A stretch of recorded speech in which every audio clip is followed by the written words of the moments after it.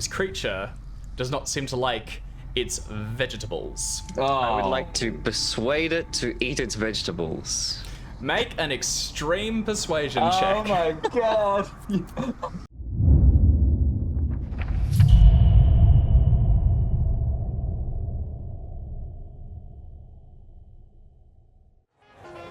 G'day, I'm Dave. I'm the Keeper of Arcane Lore for Call of Cthulhu on the Chaosium Stream of Chaos. So today we're playing part 2 in the first scenario in Mansions of Madness. That's Mr. Corbett, and you can get your own copy of Mansions of Madness from chaosium.com. If you're enjoying this series, be sure to like it and sort of share it on the Chaosium YouTube, where you can subscribe to stay up to date on this and other projects we're doing. Also, if you are somehow watching this from the future on YouTube, come and join us on Twitch each week, where we play live. You can watch this disaster unfold live on the air. I'd also like to thank Roll20, Sirenscape, and Web Captioner. They're 3 excellent tools which we use to run Call of Cthulhu, and links to all of these websites are in the description. But let's jump into tonight's game. Speaking of which, let's move the sounds over to something a little more spooky. So, where we wrapped up last session, you'd had a encounter with your neighbour, a man called Mr. Corbett, who seems to be doing something strange in his home. You've found fingers in his garden. Brad thinks he may have seen a sort of parcel, a wrapped limb being delivered. And most recently, he tried to drug you, successfully drugged some of you in a routine dinner where he came over to visit. So as we jump into tonight's scenario, and I'll get you to each introduce your investigators and kind of describe where you are in the night directly after these events. Are you trying to rest? Are you doing some reading? What's your kind of like decompression routine? It's late, pushing towards 10, 11 p.m. now. The stars are out and the street outside is quiet. Art, why don't you introduce Monkey first? Hi, I'm Art and I'm playing Monkey, who is a acrobat with some interesting skills. They are usually dressed in a motley assortment of costume, like clothing pilfered from costume closets and probably other people's closets, and like charity, markets, I guess. It probably didn't have charity bins back in like 1920s. Monkey is small, slight, looks about 12, isn't, and sort of just generally scruffy looking. And Monkey, after, I believe is still on the roof, unless we've time jumped a little, watching like the back of Corbett as he disappears off into his house. Yeah, after you very recently hurled a squash at his feet to show that you knew his produce was rubbish. What do monkeys do if not throw shit? That's right. And with great success. Yeah, I think Monkey currently is staying up on the roof and just kind of looking and keeping an eye on the house for the minute. Sure, you're keeping an eye out, and you have a sort of, there's a skylight window that leads down into the room that you're staying in, so you'll be able to tumble down and into your nest-like bed when you want to retire. My nest of random things I have moved, like shiny things and comfortable things that have just magically sort of conglomerated in my room. Like, they haven't left the house, and I'm not going to take them anywhere. They're staying in the house, but they're just around. You got like a firehouse pole down into a dragon's hoard. If the dragon's hoard was a mixture of like shiny silver spoons and blankets and pillows and like pillows, the occasional like hanging lamp or something, like it's very tapestry, probably sleeping in a tapestry. Yeah, perfect. So next up, Jackson, why don't you introduce Brad? I'd love to. Hi, I'm Jackson. I'm playing Dr. Bradley Fogarty, a psychologist. Just run-ins with the mythos. He has returned home along with these other fine family members due to the passing away of his father, Douglas, to look after his mother, Harriet, here in this big old house. He's a very well-to-do, respectable psychologist who just wants to make a name for himself, uncover all the mysteries of the universe he can. So right now, after the dinner and after heroically shrugging off the effects of the drugs, he's gone up to his room and, he's going to take things easy because he still has to, do his best to resist the effects. He doesn't know what kind of late coming effects that the drugs might have. So he's going to spend a quiet evening reading in his room, but he's going to orient an armchair to the window so that he can stare directly across the street at Mr. Corbett's house, just in case there's any more movements or lights throughout the night. So there's two pairs of eyes watching the neighbor.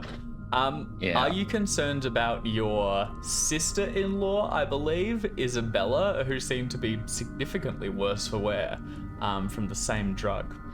Oh yeah, probably should be. Let me. We are first cousins, I think, is our relation. Cousins, is that that's the split?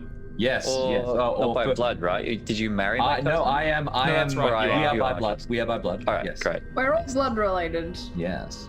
Good to know. Yeah. Just in case that becomes relevant for any kind of dark rituals that It's a good Blood chance. is always important, Yeah. right? Always. Mainly because you need it inside you to keep living, but for other reasons too.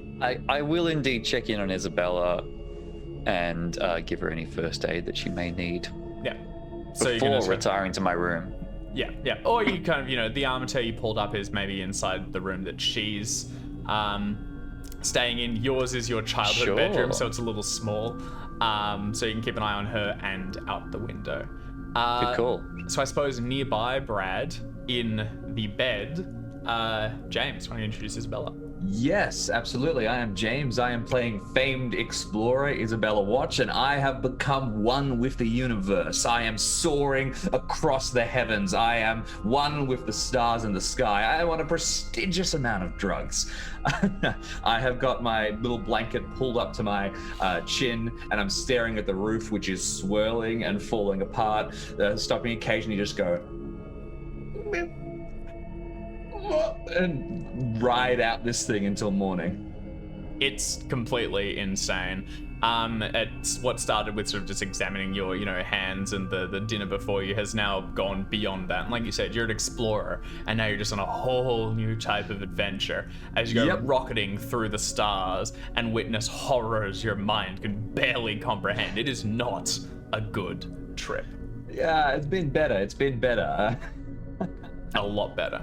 Are there also space cats? A few around Saturn, bouncing from moon to moon and terrifying investigators in previous adventures, I'm sure. Actually, I think you abandoned someone up there, so they're probably still there, panicking. You've added two people. I think one cop and one old. Oh yeah, the cop that old you neighbor. sent in after them. Oof, wow, that was a while ago. Drift past to find a new sitcom, like the nosy neighbor and the space cop. Pulling Panicking. around Saturn. Terrified of cats. All right, so Isabella, eventually this is going to fade. It's only lasting a few hours, and by the time midnight strikes, you're beginning to pull yourself back out of it. And over the next 2 hours into 2 a.m., you will eventually be able to find sleep. Is there anything else anyone wants to do this evening, or shall we jump to the next day? Oh yeah, nah. Absolutely. Yeah, what's up? Monkey will watch the house until things the neighborhood starts to settle. That feeling when you're in a neighborhood and there's around 7, 8 o'clock, but you can still kind of feel that there's things happening in it, and then at a certain point it starts to feel sort of dead. Everything's just quiet.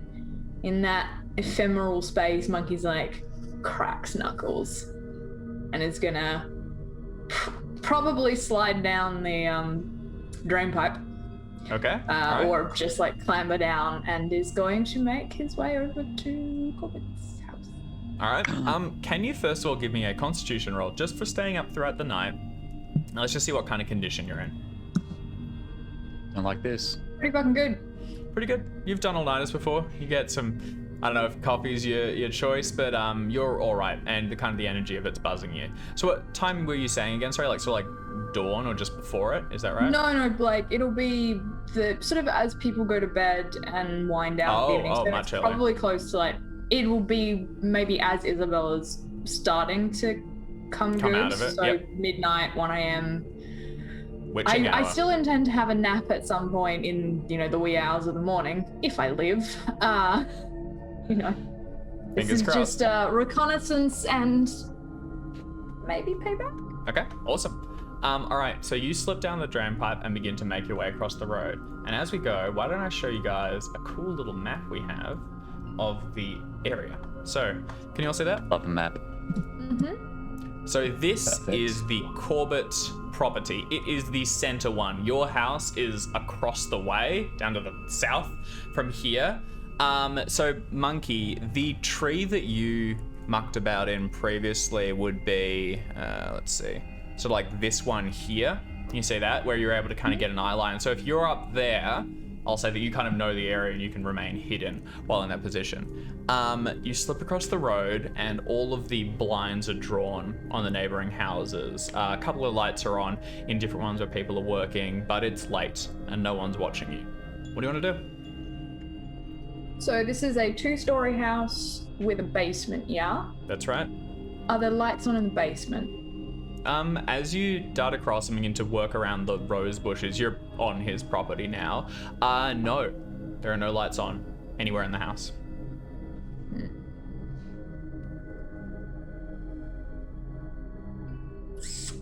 He's vanished. Or in bed. No. Evil characters never sleep, David. You can't trick us. They're scheming.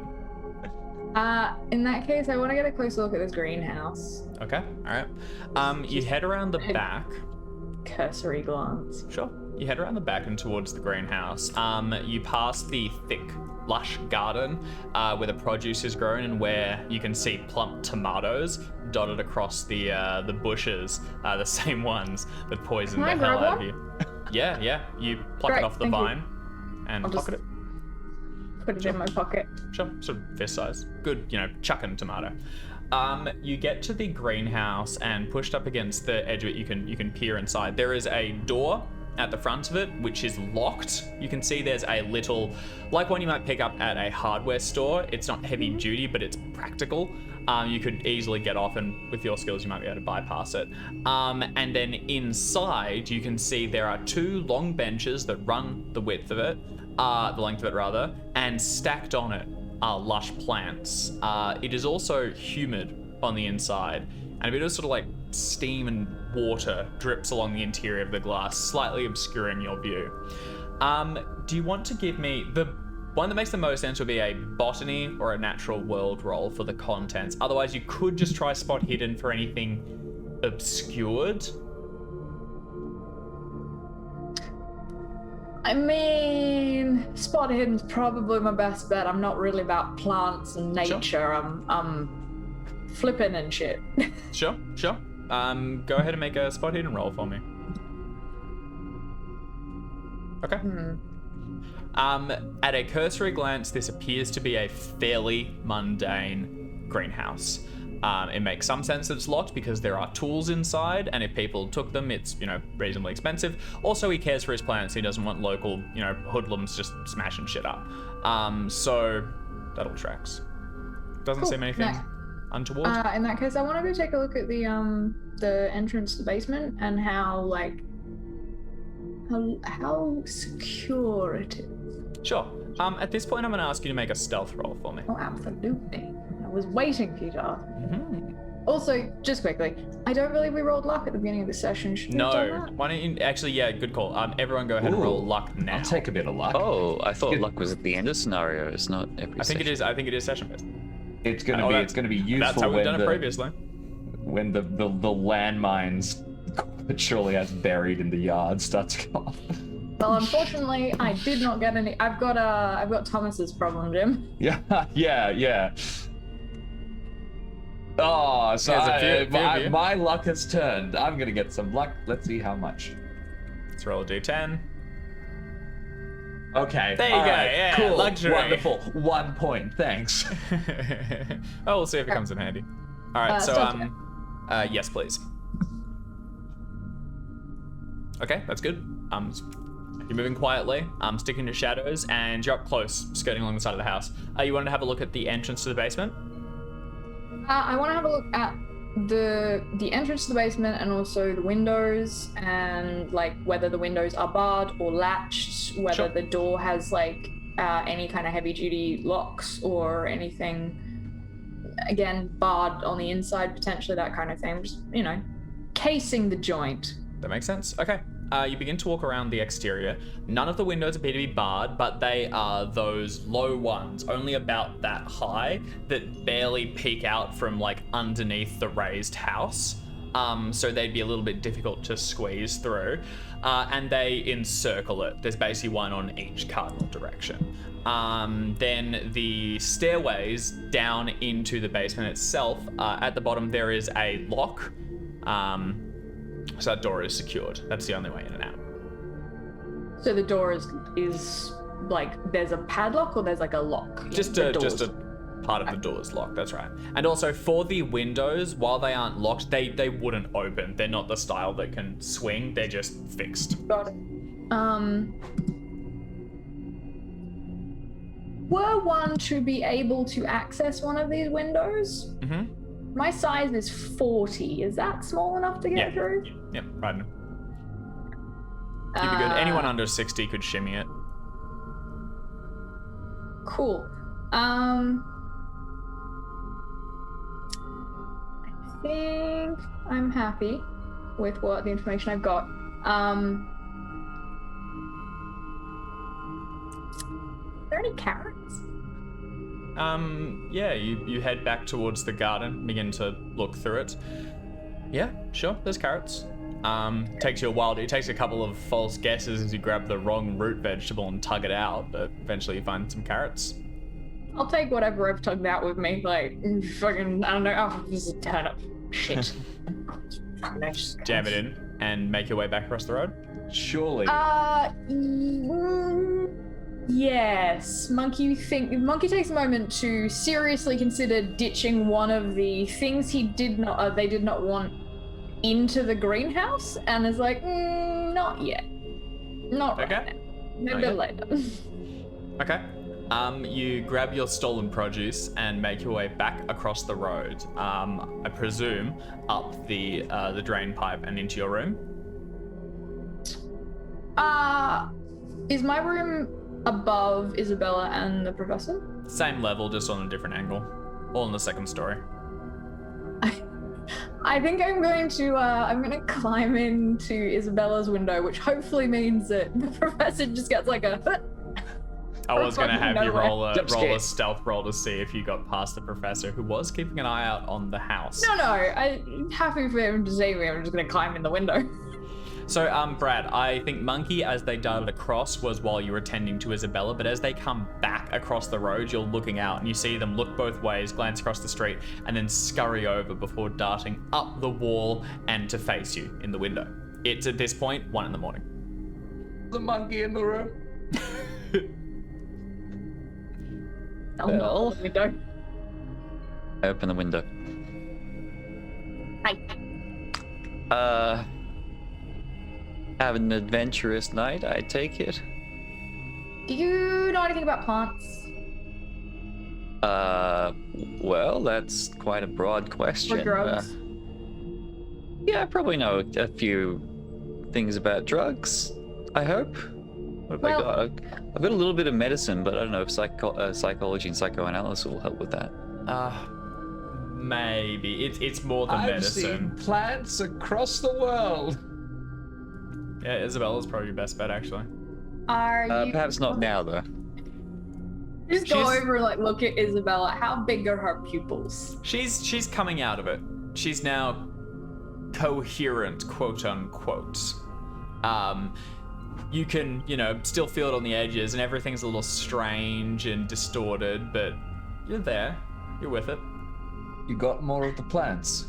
I will just, like, empty my because I've probably shoved them down the front of, like, my vest or whatever. Just empty them out on the bed, which is just, like, root vegetables, a tomato, and dirt. all in front of you tumble where you're out of the lying bed. tucked under the covers. Did you burgle a community garden? No, just the mean man. Oh, I see. All right. I wanted to know if they were all poisoned, like he grew them poisoned, or if they're like poisoned afterwards, you know? I see. Can I try and determine if these are just normal vegetables? Or Yeah, make a whether they natural are- world roll. Yes, I would love to do that. Where's my natural Now, world? Here's my natural immediately- world. I'm immediately concerned that these are terribly addictive, and we've just given Isabella more of them. Well, the obvious push is if you tasted it, you'd probably developed an immunity by now, right? Okay, well, that was incredibly stupid. These, Oh my gosh. as you chew down on a carrot and then follow it with a tomato, these are not poisoned. They are not grown poisoned. He must have injected something into them. As best you can tell, Isabella, these are beautifully grown, but within the realm of normal. You know? Normal, okay, so they're not- It's perfectly possible to do this. Yeah, they're So just not expensive. this isn't the evil tomatoes, turnips, and carrots scenario. Okay, all right. Intelligence Yeah. gathered, I guess. In that case, Monkey is gonna like grab the things that are left and is just gonna start gnawing on them because they missed dinner. Because, you know, they were up a The roof. poisoning. They're just So gonna, you, they are also gonna eat turnip, like just like carrot, like an apple. yeah, so you can have a bite to eat, and as the clock ticks steadily nearby, what do you want to do? Curl up on the end of Isabella's bed and go to sleep. Okay. Alright. Have a plan. I think I'm still too high to point out how weird it is that there's someone at the end of my bed, and I spend this the whole time kind of. Monkey's very small. Like it's probably like having a large dog curled up at the end. There's a person sleeping on my bed. Perfect. You've had Keep- better rests, definitely. You're not gonna jump in. Room for one more, cousin Brad. I'm good. I will stay in my armchair and watch the house until I fall asleep. All right, perfect. At this point, it's the sun's beginning to come up. By the time you reawake, Brad, Monkey's still curled at the foot of Isabella's bed, and you can hear the dinging of a bike as it rolls down the street. As young Bobby hurls newspapers into nearby houses. We might take a quick break as we hit the next morning to check the audio, but we'll be back in just a few minutes. So thanks for your patience and thanks for the heads up. All right, back in a moment. All right, we're back. Thank you for flagging that, everyone in chat. I have no idea what the issue was. I have done very little to fix it. We turned it off and on again. So hopefully that works. Let us know if it is better. All right, perfect. We're good. So to quickly recap, last night Monkey went on a short escapade across the neighborhood strip, stole a bunch of vegetables, came back, they weren't poisoned. Isabella rode out her trip, and as the sun rises on another beautiful day on Oak Street, the newspaper is being delivered. What do the three of you want to do? Gonna Read the newspaper. Okay. Do you really think now is the time? Do what you need to do. Go ahead and give me a. Actually, I've got something for you.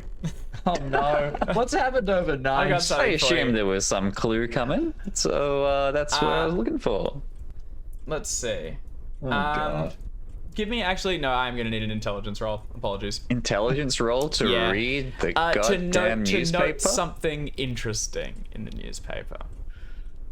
What are you up to? Okay. Intelligence. Where is it? There it is. I am of not amazing intelligence.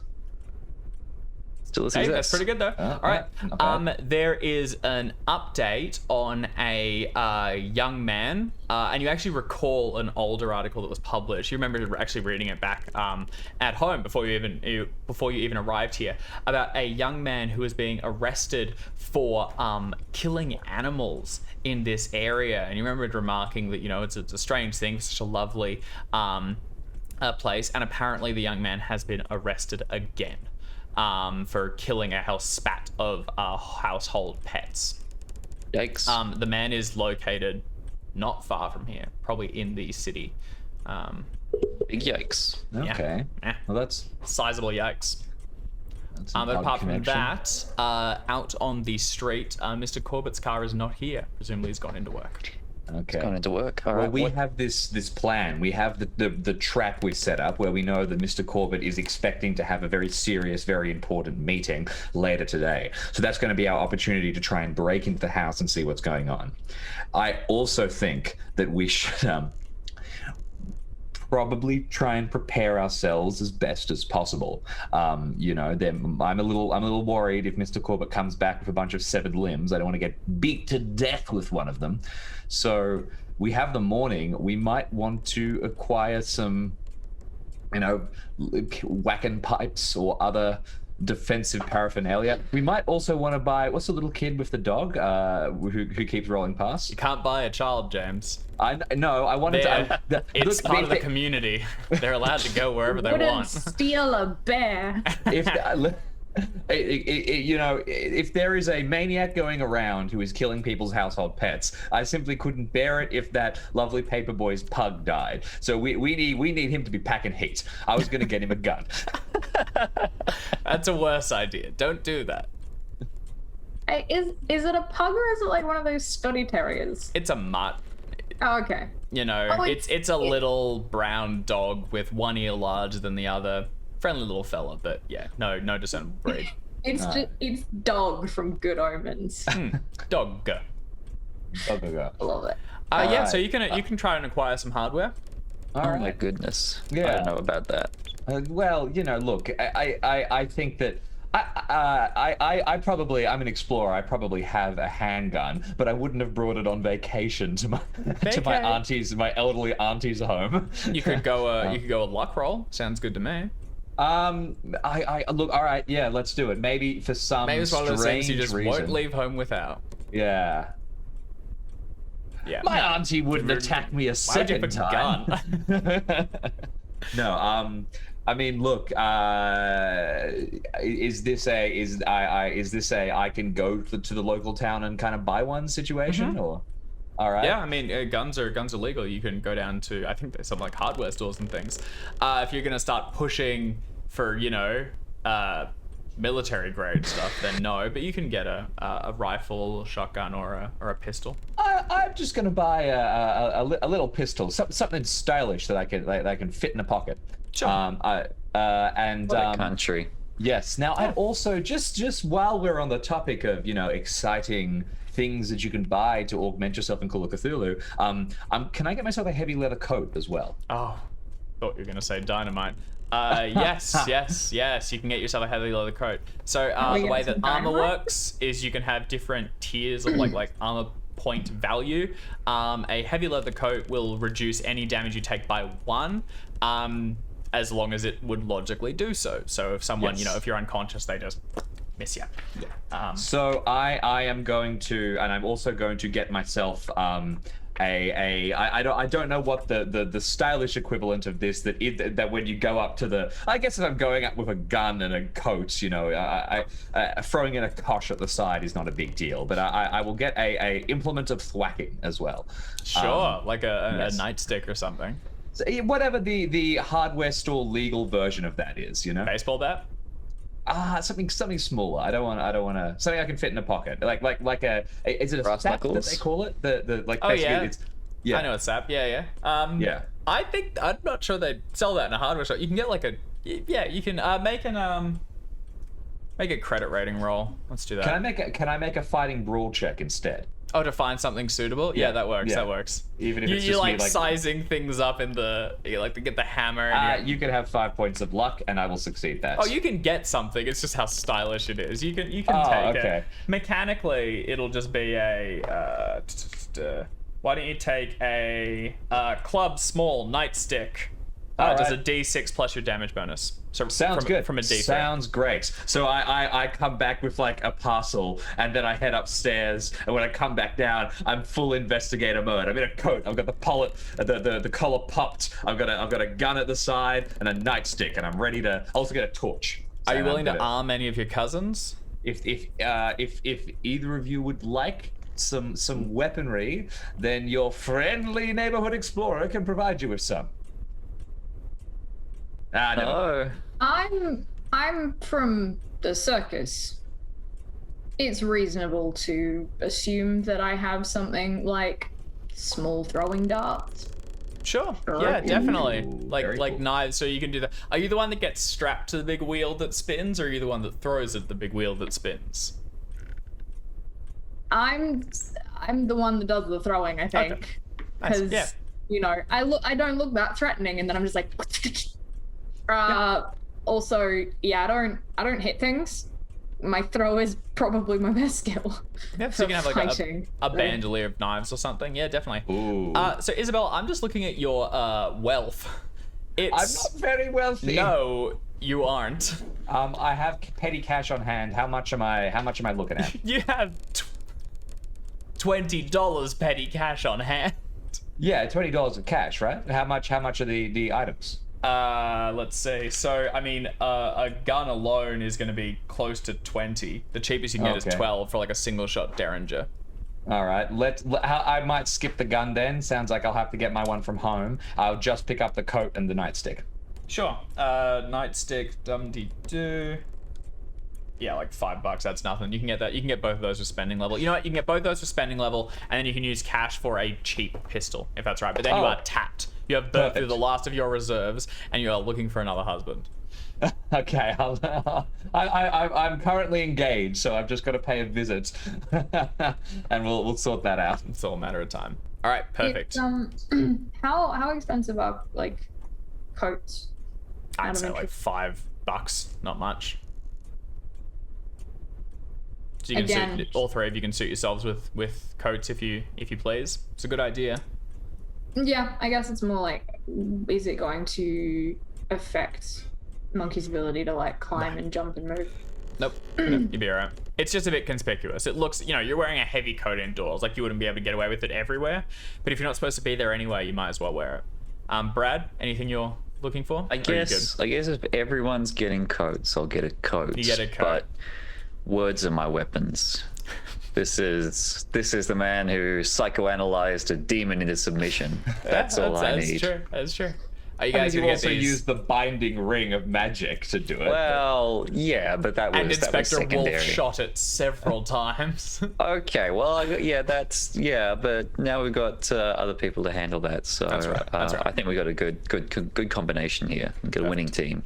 All right, so the three of you have leather coats. Isabella has a nightstick and a pistol holstered underneath hers. Mine's a vest. Yep, perfect. Monkey's got a vest and then like a bandolier of knives. And I have master's degree. weaponry. The bring it with mightiest you? weapon of all, an education in classical history.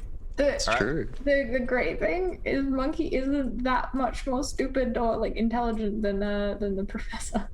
Professor's got education. All right, what do you want to do? That Educated. takes the morning. You have lunch with Harriet and Rebecca, and then as evening comes, Isabella, your meeting begins at 2, and you would So, have to yeah. leave now to reach it. So look, if we know that, so we can see that Corbett's car is not currently there, right? So if Corbett's car isn't there at the time, because he'd need like an hour to drive over there and prepare for the meeting, and if his car isn't there an hour beforehand, then we'll gather together. And we're going to sort of like wait for a time and then all make our way across to the house as quickly as possible to try and not arouse suspicion from the nosy neighbors. Although the one in the house right next door better have been cowed by me at this stage. I've shouted them down into submission and then told them I was a... Well, that or they're going to From the escalate to council. the police. Yes. So, at 2 o'clock, when the meeting would begin, the car is not returned, and you take the opportunity. The three of you load up on your gear and walk across the road. Just picture the three investigators in like long leather trench coats powering across the street. Can I get... This is a public neighborhood. You are moving during the day. I would need either stealth, disguise, credit rating, something to just kind of argue I'm allowed to be here and I'm allowed to be doing this. Okay. Dexterity to do it really quickly. No, I'm joking. So. I look relatively well to do. I'll try credit rating. Yeah. Okay, no, that's fine. Unless the stealth like covers this. No, I can see credit rating. No. Ooh. Yep. We all got to do it. All right. Oh yeah, for sure.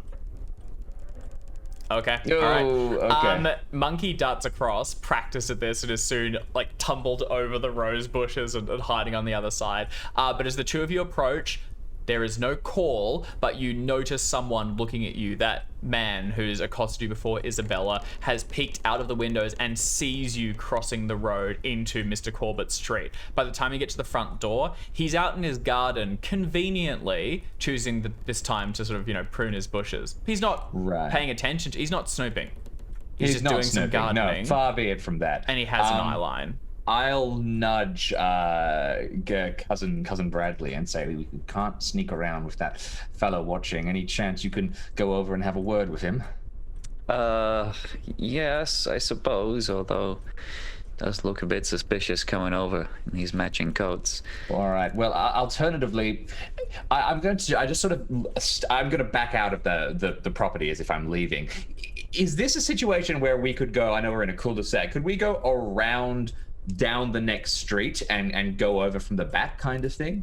You or could. Is that not really a possibility? Yeah, no, you could. You'd have to cut through another house and through their backyard. Looks like there's a bunch of shrubbery back There's there. a bit of Is that like what I'm looking at on foliage the and map? things, yeah. But I think that the other house would be behind it. You just need to break through. Then there'd be like a natural barrier just to prevent sound and break up the eye line.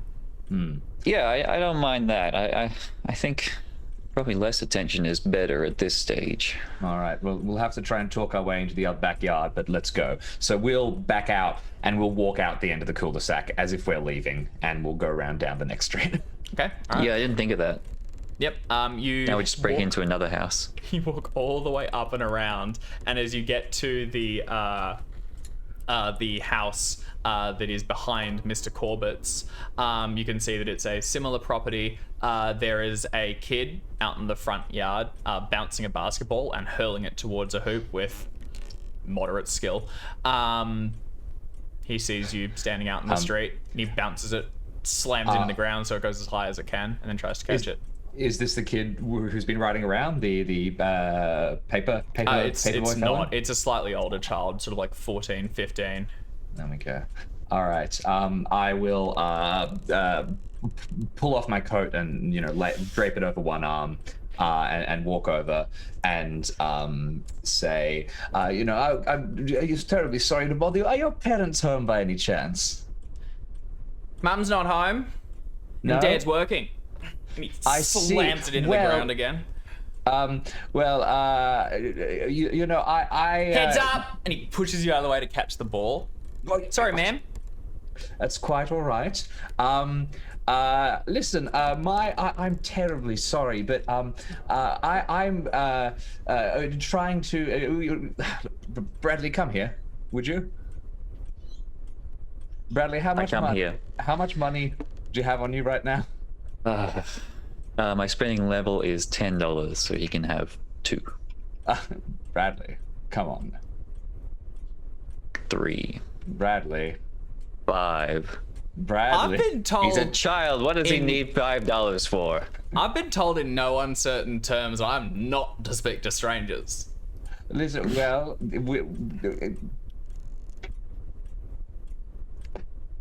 we'd like to go and climb over your back fence, and we'll pay you to do it. Why? We won't pay you if we have to tell you. What do you want with And Mr. you can't Corbett? tell anyone. You know Mr. Corbett, do you? Yeah, he's behind us, isn't he? Gives on vegetables. 3-pointer. Misses it. Children, listen. Don't you want to make $5? $5? Yes. And he holds out a hand. Yeah, give it here. You promise you'll let us climb over the back fence and you won't tell anyone about it. Fine, yeah.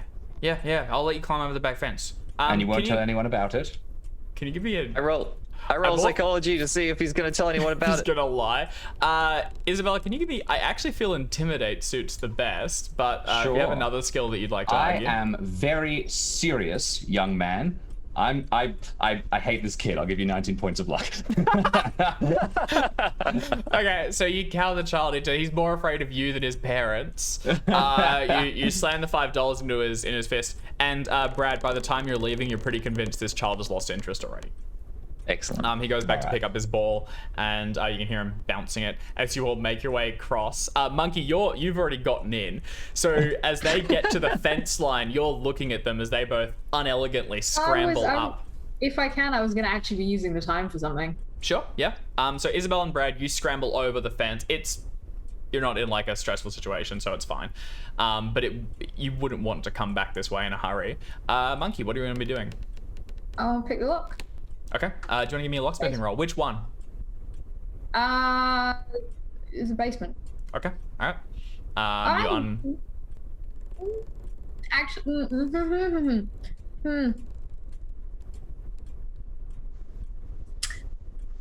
Monkey hasn't done this in a little while, so I think he's gonna use. They're gonna use a warm up. Gonna warm up with the greenhouse lock first. Just getting. All right. Make a Limber. locksmithing roll.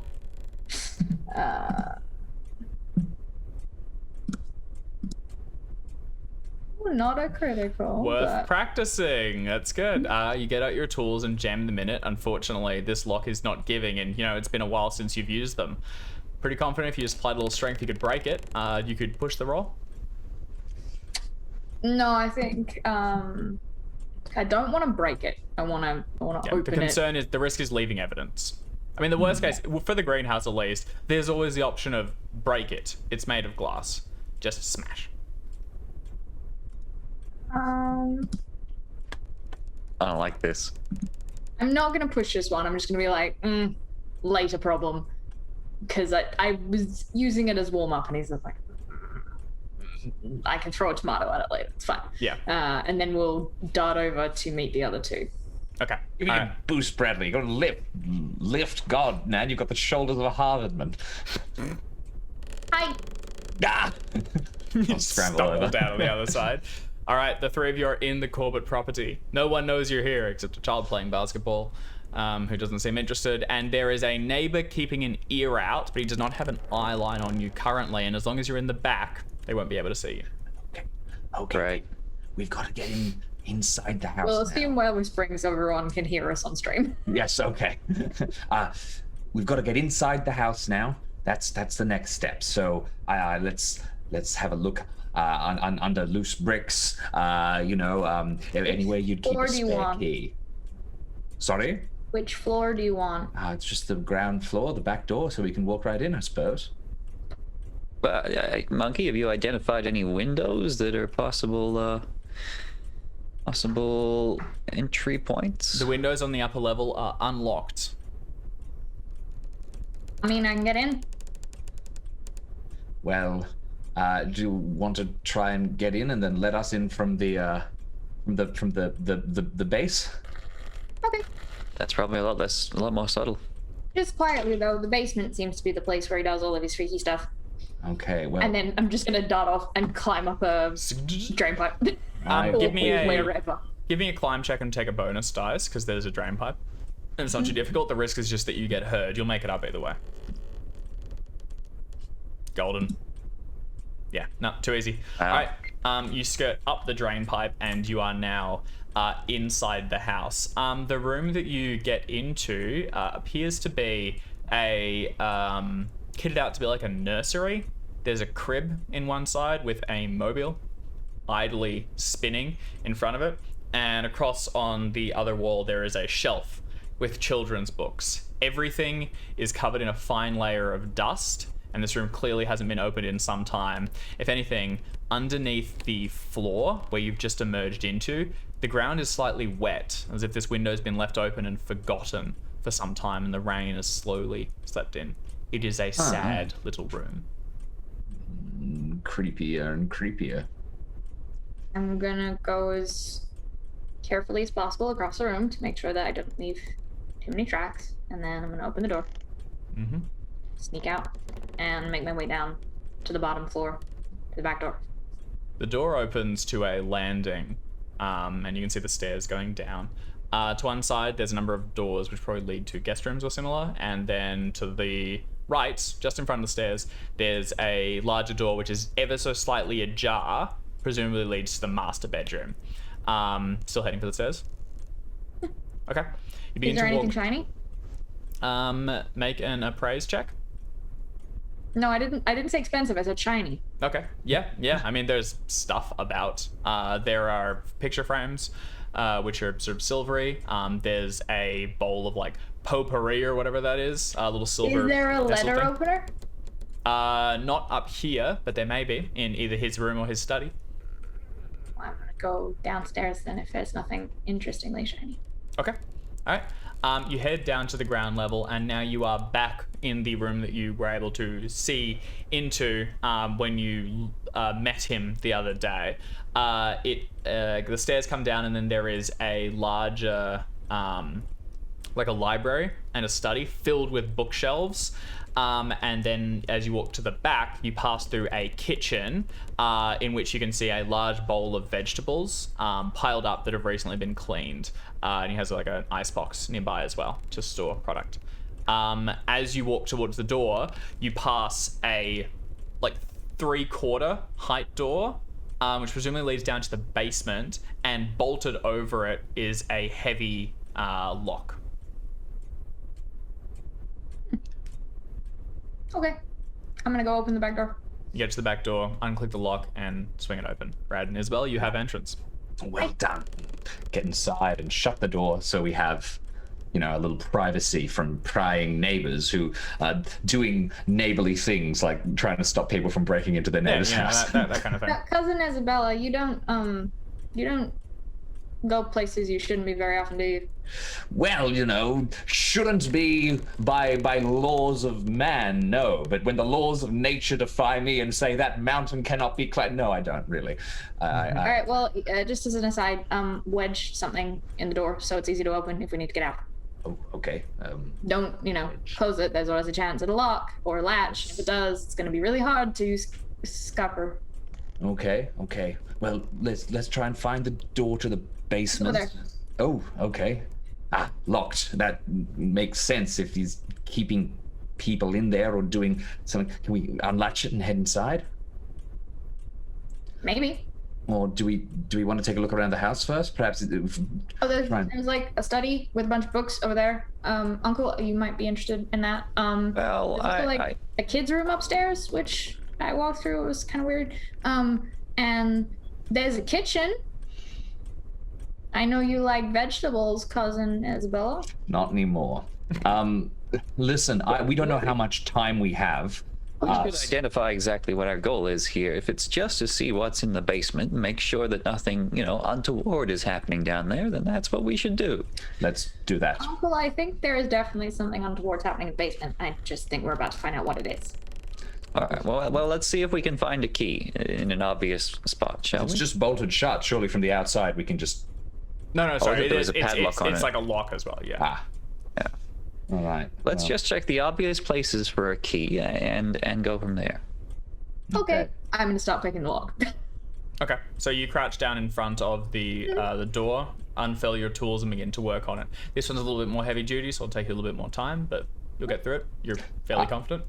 I'll check the master bedroom. I'm going to assume that if Mr. Corbett is up to no good in the basement frequently, he'll want to keep a key around his personal effects. Okay. I will check make the study for the same reason. I don't think either of you know Monkey has thieves' tools, just FYI. Breaking tools. So That's why we're wandering off to look for the key. Yeah, we go marching okay, up. yeah, that's fine. So you wander off and Monkey's like, just gets down and starts working. Starts unfurling it. All right, let's quickly snip over to a map. I'm just going to give you some context of the area. So, Monkey is situated here, just in front of the door, which once open will lead down into the basement, presumably. Dr. Fogarty, you are in this room, which is filled with tall bookcases. There's armchairs spread around the area for comfortable reading, and one is clearly favored by Corbett. It has a heavier seat in it. To one side of it is a opened journal that appears that he's writing with, and more volumes are put across the walls. There's also a number of interesting books in here. He is clearly quite the collector and has a sizable collection. Isabella, you move down here and then ascend the stairs to the second level. From here, you walk up to the master bedroom and push open the door, which was already partially ajar. Let's just make sure we remove that. Whoops. I don't like how dark this map is. I know. Dave, this is Don't even just enough, nighttime. just enough to keep you paranoid. Well, you can't see outside the closed doors. All right, inside this room, where's my notes? You can see that there is a large master bed, and there are some framed photos on one side of it. He clearly only sleeps on one side of the bed, leaving room for his now deceased wife. You can see that there is a wardrobe off in one direction, which we fill with clothes, and there are small chests and things for his personal artifacts. Additionally, actually, give me a spot hidden roll. Given that you're looking for the key anyway, that makes sense. So very good. Spot hidden from Isabella, locksmithing from Monkey, and Brad. Do you want to go spot hidden or do you want to go library use? What's your priority? If library use is going to help me find a key, then that's probably not necessarily. Library use is going to let you filter through books. That's fair enough. I'm going to start with spot hidden for the key, but then I would be very remiss to walk past that open journal, so I'm going to come back to that. Okay, all right, give me a spot hidden I'll roll. start with the key. I find no key. And I think nor does Isabella. So, Brad, you have a quick look through a couple of drawers. You can see that he keeps sort of like envelopes and things, tools for writing. No keys though. And upstairs, the same information for Isabella. You go through some of his drawers. There are no keys. However, you do notice curled up on the foot of his bed is a divot, for like a cat or something. Just a little depression where he has a pet.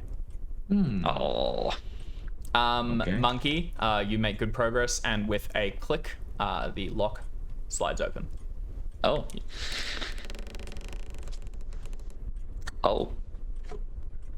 Well. I'm just gonna like sit there. Like come back. Okay. Wait for us to find the key. Come storming down the stairs. I wasn't able to find it. It's well hidden. Is the door open? I'll just be like holding the lock and just kind of like. How did you find the? You are talented, aren't you, Monkey? All right. Well, let's get inside and then get out as quickly as we can. All right. Let's head inside and we'll hurry down. Let me take a quick look at this journal before we embark on the stairs. You could stay and read. We probably should have someone upstairs in case he comes out anyway. Monkey, do you want to head down with me? Okay. All right. Pockets the. Just the shout out if you need a hand. Okay. I don't think we should be shouting, but I'll whistle. Can you Okay. do birds? What's the signal? What bird? Red-breasted pigeon thrush bottleneck. Of course, the red-breasted pigeon thrush bottleneck. I know it well. I could just do a finch. I like that. Less syllables. I art cannot make bird noises. Also, I don't think monkey can because they have no natural world, but they can But whistle. monkey can- has to you hide can- in trees all the time. Yeah, you can. I feel like that's a skill they might have picked up. You can get a symbol back to the others, a signal back to the others without issue. What would it be? Would it be a fast talk or a survival or a natural world or a? I think. I mean, In you can just my- whistle. That's fine. Listen. No, but to imitate bird calls. I'm curious because I Natural actually world. think Natural world. Disguise. There you go. Natural world. Yeah, or disguise, I could say. All right. So Isabella gets a torch out of their cloak and clicks it as she and Monkey begin to descend down a set of worn wooden stairs into the basement. The first room in the basement that you come into is unfurnished. It's a large stone room, and you can see that there are desks pushed up against the back walls, which are covered in beakers, balancers, mortars and pestles. There are dried plant specimens all across the table, and you can see on the other side of the room there is a large flat metal table with sort of like some dents and scratches all across it, and covered over it are scalpels, rib spreaders, clamps, all sort of these sort of nasty looking surgical implements which have been carefully stored, hung up like a handyman's tools behind the bench. You can also hear humming from like an electrical compressor where a fridge is being powered to keep the whole room cool and shiver as you enter. There are doors from here leading into another room to the back. You were right, there's something sinister going on. Let me know what you're going to do in a moment. Brad, can you give me... Actually, I'm just going to share a handout with you because you can just read it. So, what's the journals contain is they're basically a account of his daily life. There are a number of them, about 14 in total, and the bulk of them are inconsequential. It just says, you know, today I did whatever, and it's pretty boring. But a fewer of note, as is tradition, the earliest and the most recent. So I'm going to share some handouts with you. If you can take a look at them, and then once we come back to you, we'll have them, you share them with the audience and the other investigators. I can't wait. All right, Monkey and Isabella, what do you want to be looking at? Well, I suppose it's best to just continue as quickly as we can through here. What's here is sinister. You said there was a fridge in the corner, right? Yep. Look, can I just quickly open that to see if it's packed full of limbs? Sure. All right. Just a moment while I share this. Jackson. Uno. I got one. Dos. And a few coming through you. I got two. 3. 3? And lucky number 4. Oh There's a my few. So goodness. you can make as many of these as you wish, and if you get to a point where you go, I must flee and tell the others, you can do so. Oh no. All right. Yeah, you wanted to go down and have a look at the fridge. Yeah, I'm just gonna open it. Look, this guy's been supposedly bringing in body parts. I'm just gonna walk in and open the door to the fridge. Yeah, absolutely. You lean down and slide it apart. There's 2 levels, a like frozen section and a refrigerated section. In the frozen, you can see cylinders of meat, limbs, fingers, feet. And in the top level, you can see produce, vegetables, although lent up against one of the pieces is a small hand defrosting. And these are human. They are, and I'm going to need a sanity roll. Yeah, I figured. Well, this is, absolutely proof if we can get the police involved. Oh, we can't get the police involved because Corbett pays them off. That was it. Oh, the music just kicked in and I am terrified. That was awful. I hated that. Thank you, Dave. Yeah, that's a fail from me. Okay, you are going to take a D4 of sanity loss. Can I go and check the table with all the science accoutrement? Sure. This is the like there's one with sort of dried plants and mortars and pestles. The science one, not the surgical one. Sure. You head over to it. You recognize some of the plants from his garden, but many more you recognize as dried versions of the ones that are grown in his greenhouse.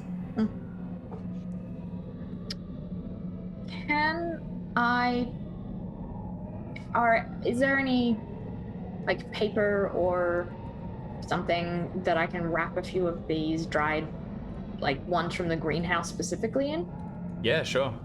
You get he'd have like Or like containers. linen or something. Yeah, for like just isolating them. You take one of those down and begin to pile things in. As you do, you are in a room with no other doors. The only one that leads back is to the stairs, and then up you hear a boom as something hits one of the walls behind you. And then it's followed by a boom, boom, boom. Isabella, you hear this as well. Pull out my nightstick. Pocket the leaves that I've managed to gather. Are there any, very, very quickly, are there any vials of anything, like small vials? Yeah. A bunch of things have been distilled and mixed with like clear water to turn them into like science stuff. Great, I'm gonna grab one or two of them and just, again, put them in my jacket with the leaves in some container, just so I've Wrapped got around. things. You've got My it. jacket, my vest that I wear normally is full of pockets, some Yeah. of which are harder to find than others. I don't doubt it. You have them. Done. Good. Isabella? I'm trying to think of how we're gonna get through this. I don't know. We can't call the police, but you know, if they see a tray of bodies, surely they won't be able to ignore it. I mean, I found some weird plants and some vials. Maybe if we get someone to look at these and they're like, no, those are definitely poisonous, then we can be like, well, that was in Corbett's house and, you know, maybe he's evil. I think we should keep looking. I think if Corbett comes home and if there is an incident, if the police are called, then they'll search the place. All right, let's... Are there any doors? So, let me just show you the map again quickly. So, where you currently are, there are, it's kind of arranged into rooms. So where Isabella is the section with the surgical implements in it, and down here is a larger refrigerated room where you can find, there are yet more rows of things kept cool, sort of body parts, produce, and more refrigerators against the wall, some that you're cautious to even open.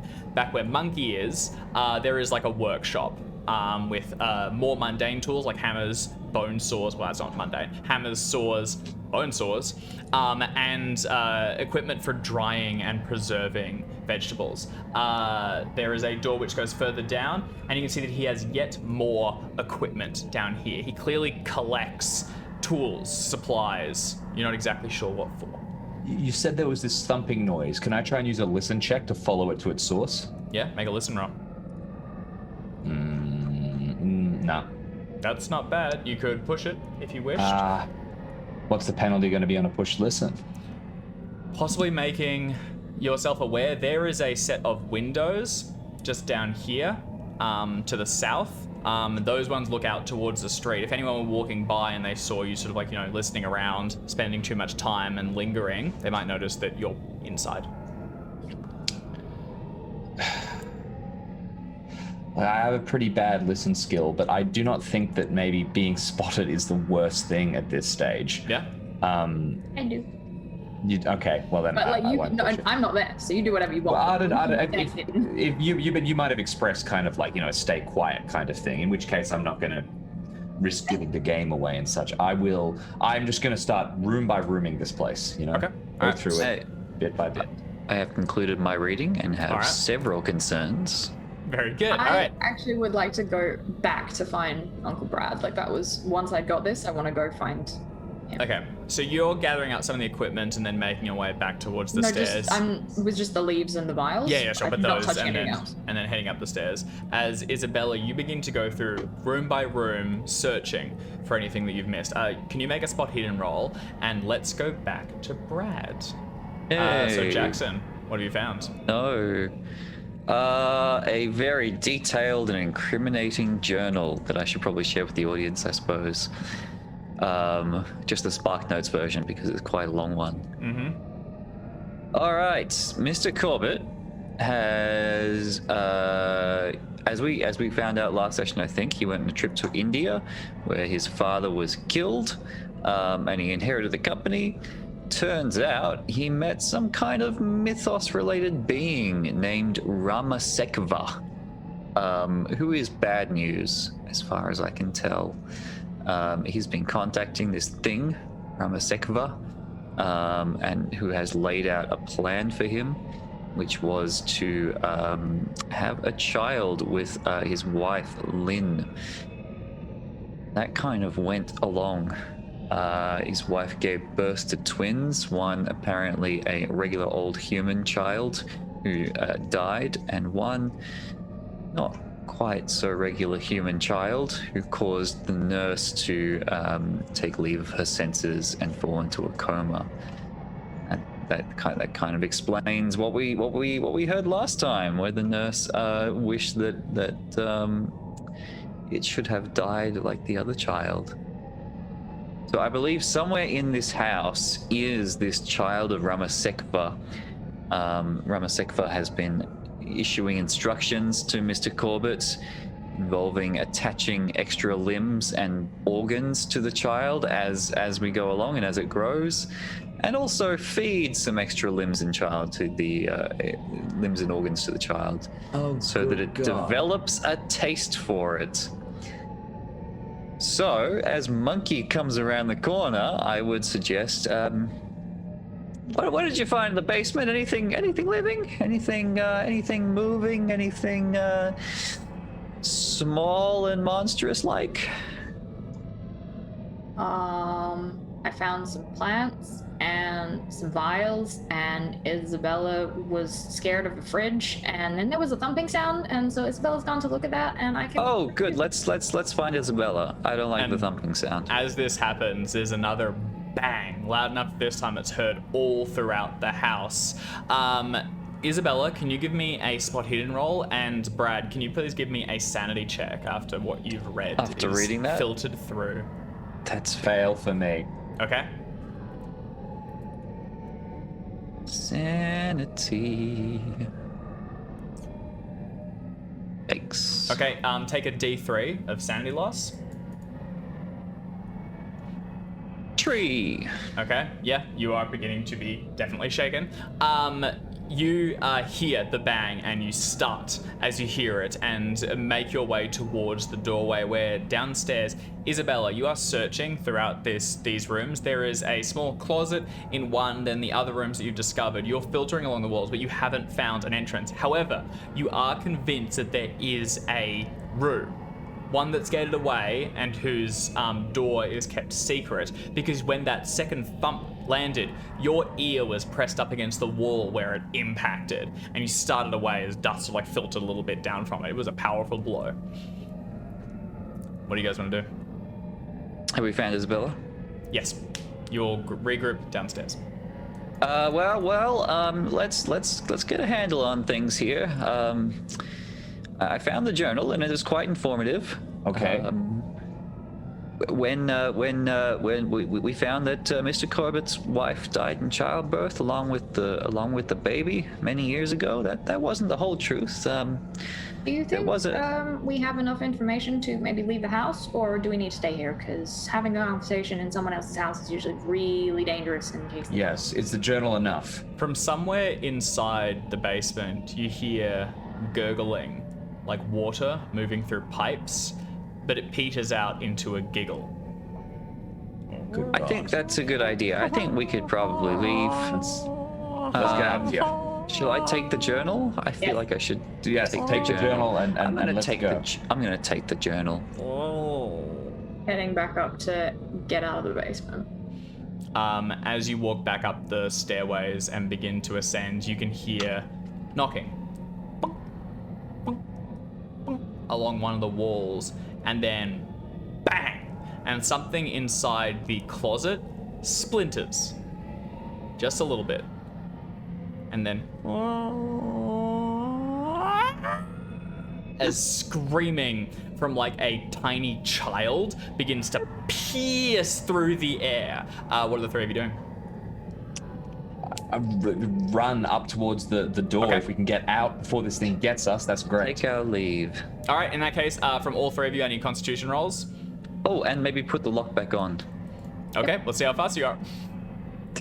Constitution rolls, I'll need to know your move scores. I'll give you 3 points of luck, David, to succeed that Okay. Constitution roll. Will a hard success give me anything additional, or do I just need to... No, an extreme might, though, if you want to go all the way down to that.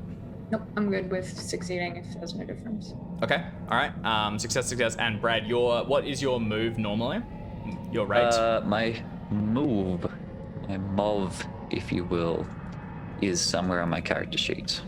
Otherwise, it might be what's top your right. Find it. Otherwise, what's your strength? Oh, my move is 7. Okay, all right. That's reduced to 6. So as the two of you take to the stairs and begin to run up them 2 at a time, Brad is slow and stumbles at the first hurdle. Behind you, the door breaks open.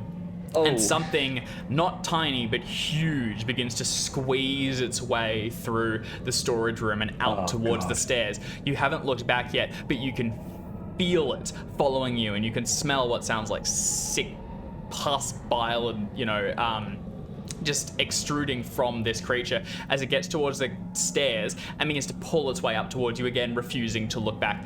Brad is not going to be fast enough, but Monkey and Isabella, you get to the landing and you're outside, instinctively moving to slam shut the door, but Dr. Fogarty has not made it through. What do you want to do? Are we making sand rolls for this beast? I will do that as soon as I know what you're doing, because I just want to Okay. find out if Brad's possibly locked in here with it. I'm not slamming the door shut. No, I will be attempting to help Brad in just a moment. Okay, so you're going to circle back around, Monkey? I am standing directly behind the door, and as soon as the two of them are out, I'm gonna slam it and lock. Okay, all right, so you're staying at the doorway. Isabella and Brad, I'm behind the door. I'm distinctly waiting for them to run past the edge of the door. I'm not looking in the room because I don't want to be in the line of sight. No, that makes sense. Whatever You're this also is. actively staying away from it. So can I get sanity rolls from Isabella and Brad, as what you see and what, Brad, only you can feel is a huge rotund pile of flesh, fat, and muscle.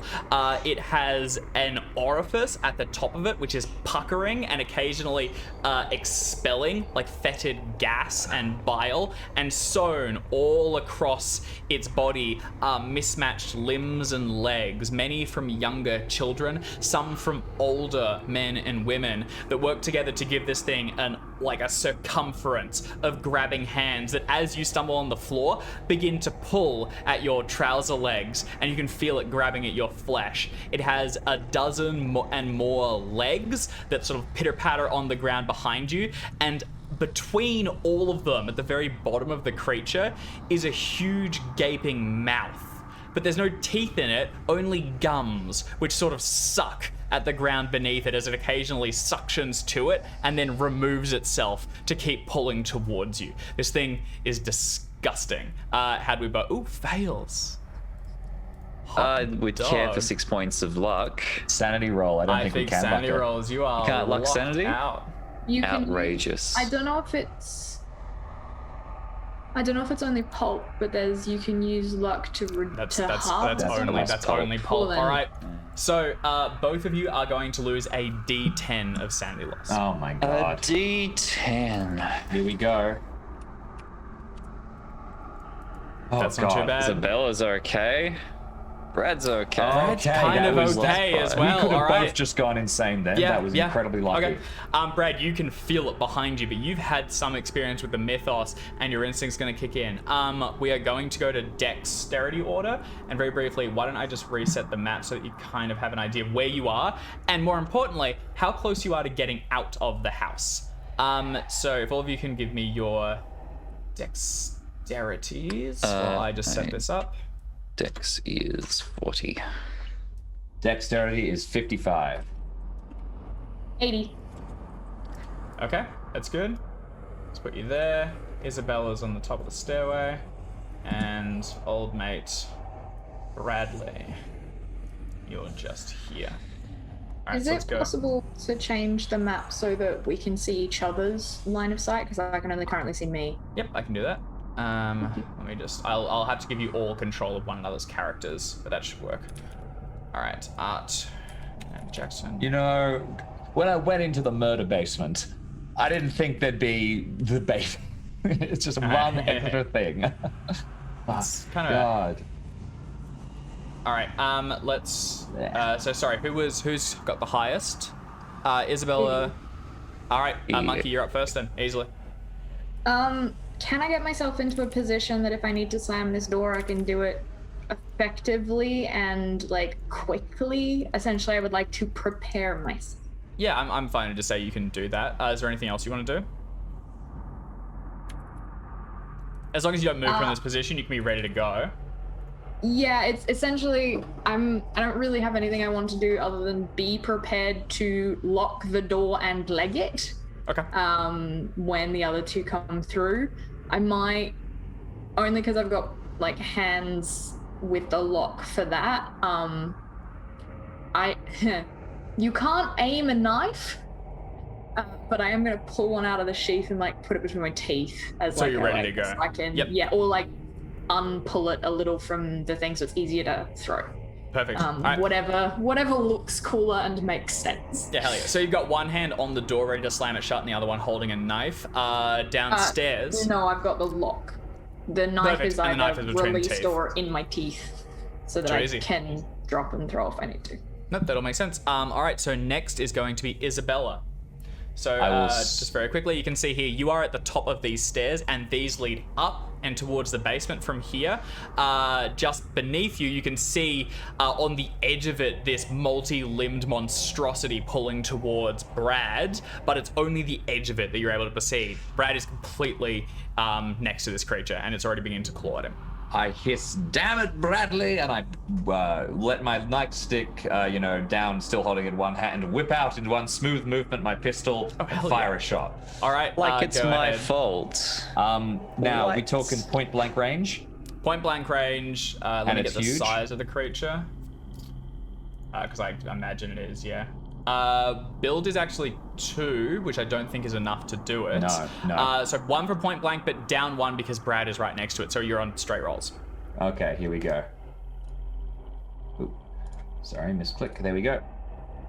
Oh, All right, you fire out, and as you do, the thing gurgles and coos at you as it continues to pull at Bradley. It doesn't react to the sound. You're not sure it has the sense of like hearing, but the bullet ricochets off. You're unable to hit it without clipping Bradley as well. Are you moving, or are you going to stay where you are at the top of the stairs with Monkey just to your right? I will stay at the top of the stairs. Okay, all right. Brad, you're up next. Actually, oh no. you're not. With 5 What? points, the creature is slightly faster than you. That's all those legs. It makes sense. It's got a lot of legs. It continues to pull towards you, and as it does, 1, 2, 3, 4 limbs begin to grab at your trousers, your shoes, and everything, and just pull you back towards it.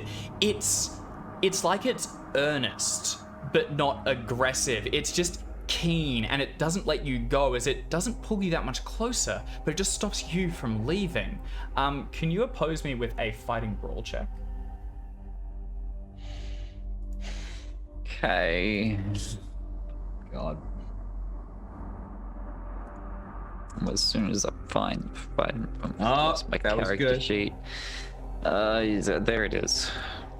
But I'm better. Are you? No. Okay. Oh, I lost the Alright. verbo. Oh, I lost it too.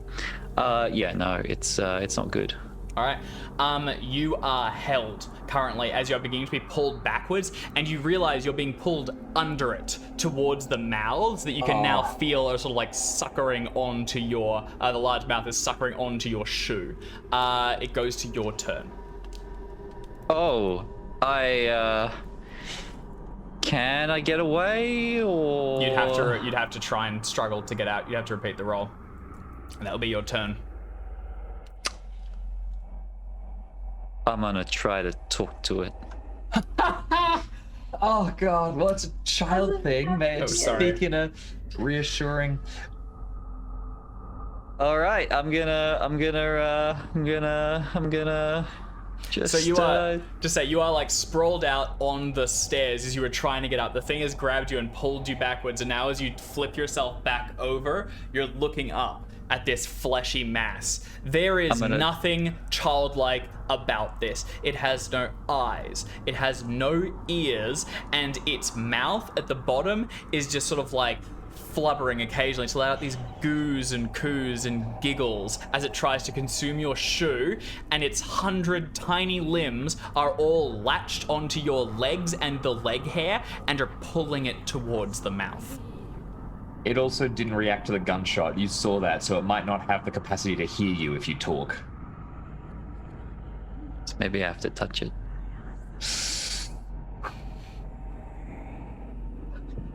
You Brad's can not try. a fighter. He's not kicking his way out of this mess. This thing doesn't eat Corbett.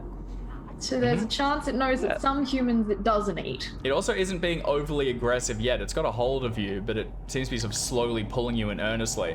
What's your instinct? What's Brad's? I'm gonna like kick off my shoe, let it have the shoe, and just kind of reach out and kind of touch it, and just kind of ruffle where its hair would be, and say, hey, buddy, you like shoes? Can you make a power check to just even bring yourself to reach out and pretend to love this monstrosity? I will. Oh my god! I should have saved that roll for something better, but You reach should be out fine. and you put a hand against a cold mass of fatty flesh. It pushes into it and you kind of ruffle it. It jiggles back and forth and you hear a giggling coo of pleasure as the creature reacts to the touch. And underneath it, where the mouth is, it latches onto the shoe and begins to suck it inwards and then expel it again like a pacifier of a massive scale. It's all 8 of its limbs, not all of them, but 8 of its limbs are still holding on to your legs. You have not been released, but it seems satisfied or something, and it doesn't move any further. Can I psychoanalyze it? You sure, psychoanalyze it. I will. You could see what you see. Presumably, Pretty good. Actually, I mean, would you like yeah, 1 so- point for a hard success? actually, genuinely, yes, I would. Psychoanalyzing a That's monster fair. is you need at least that. That's Its only current fair. state, I'll tell you what, this creature, and from the journals you read as well, its goal currently is consume and grow. It's looking for food. It probably gets locked in here or something when Corbett's away, and it is hungry. Now it's eventually probably going to realize that you don't have anything on you to give it, and it's going to decide that you will suffice. But for now, it doesn't recognize that you aren't Corbett. It sees you as the father figure that's going to feed it, and as long as you do that, maybe you'll be okay. Well, let's get some. I think it's probably gonna need a little bit more vitamins and minerals. So I'm gonna call upstairs. Bring me those vegetables. They're in the kitchen. It's just hungry. It's just hungry. We're gonna get out of this. I'm gonna get out of this. God. Isabella, you look down. I mean, your cousin, right, is currently being suckled by a monster, and he's reached out to pet it. God. I kind of stutter dumbly. I think that I am still paralyzed before I act. I think that Monkey shall have to take the reins. It is. I'm just saying. Yes. That's as he's calling up to you. That's what you see. So yes, Monkey, you are up. Vegetables.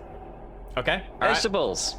I will dart into the kitchen across the way and like shove a bunch of vegetables in my vest and then run back and just like roll them downstairs. There was like a bowl of vegetables being washed, which you can pick up and run back and begin to tumble down the stairs. Make a sanity roll with a bonus dice. Despite best efforts, this thing is still here. You can hear it sucking at this point.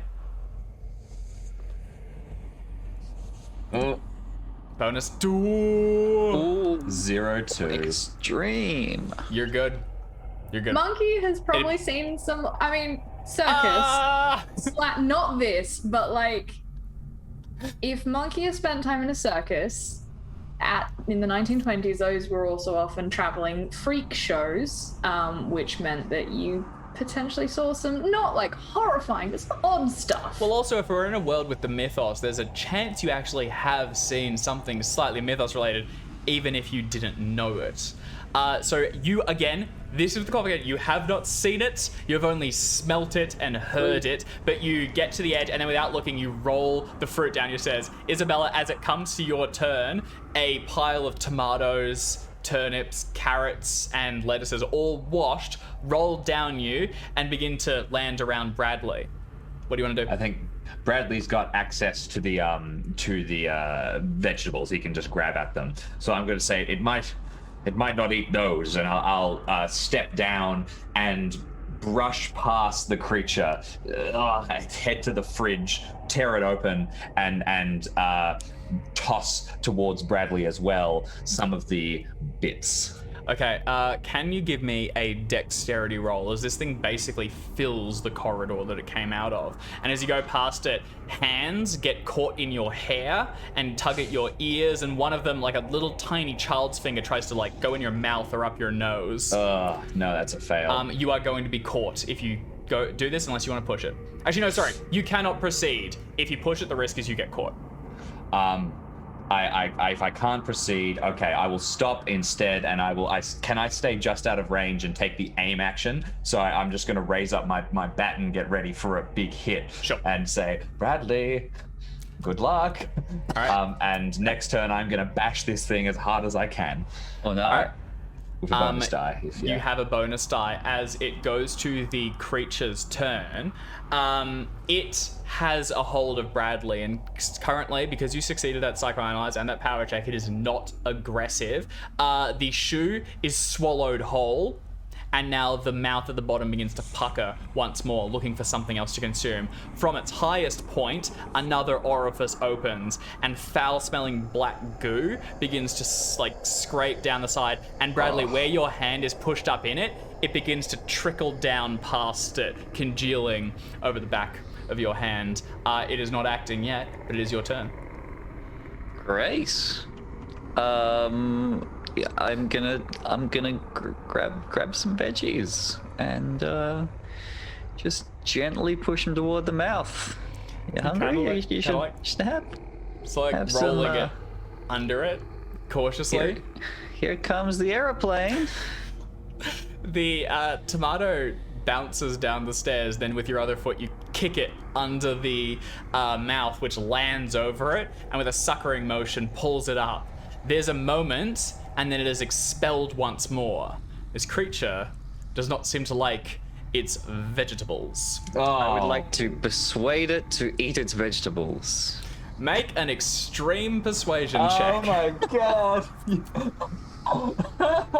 You're not going to change its mind, but it might be enough to distract it into thinking it's food for long enough to escape. I was expecting to have enough luck to spend to get that to an extreme, but I do not. What's that? 47 points, 3 You points could push off. the roll. You would risk it. You would have to pick it up with your hands and feed it to, like a horse. Open palm. Yeah. Put it Remember, right you can't under like it. a pushed roll, so You I cannot like a push roll. But And like, are you saying? I will have your fingers, mate. Are you saying a regular success and a hard success is still going to go terribly for me? Yes, Oh. I am. You're trying to feed vegetables to a monster. It will go very 10%? poorly for you. Yeah, I like my fingers where they are. Okay. All right. That's fine. Let's I don't know if I can do this turn, but next turn at least, we just gotta like ketchup the heck out of the vegetables, but the ketchup is like the blood and gore from the bits. That's how you do it with kids. You gotta sneak the vegetables in. Okay. Otherwise, Monkey, there's body parts in the fridge, but I can't get past. Oh, that's right. You didn't get down there. nope. So, and Bradley, you would be. This thing eats meat. That's part of what's being harvested and fed to it is meat. I'm hoping that this is like its kryptonite. Like if we get some vegetables in the system, then it's just gonna a tingle of chimes, and it's gonna turn into a regular kid. That's my hope. Meat in the fridge in the kitchen, any kind of meat. All right. Yeah. You saw there were some like steaks towards the back. And it's your turn. I'm gonna grab it. Okay, you dart back once more. They're frozen still and hard. Clearly he like breaks them out for his dinner as he consumes them, but you grab those and under your hand begin to head back. Is there one in the fridge that is defrosting for dinner? Yeah, sure. Yeah, definitely. Yep. Well, then I'll grab that one. Yep. And I want this very clear. I am wearing leather gloves because it helps for, I've got leather gloves for my work. Yep. Which is going to be, I assume, potentially important depending on how awful the stuff I have in my jacket is. I'm going to cover that meat in one of the contents of the vials. You clever cookie. I will need one of like chemistry, something that lets you detect what these are, because he has different things. I mean, look, you're gonna drench it regardless, so that ought to work. It's just getting the desired effect. Do you have any skill that you could argue? Otherwise, we're going to just luck, I guess, and it'll be a luck roll. I know. Honestly, at this point, luck almost makes more sense. Jeez. I don't have any, like, the only skill I would have is like first aid or something like that, or natural world. I think just make a luck roll for me. Luck is super low, so I don't think we're getting this. The only thing would be that I have like a couple of vials, and I'm willing to expend all of them. Oh yeah, I agree. It's going to apply. There will be effect. It's just how beneficial. So make a luck roll just to see if you get something that's gonna. Holy shit. Yes. Dear God, we might actually pull this off. Corbett has made all sorts of poisons and hallucinogens. It's part of how he speaks to his god, or how he thinks he speaks to his god. And what you have just laced this meat with is enough hallucinogen to send this creature's mind to space for a week. Oh my goodness. You just have to get it to eat it.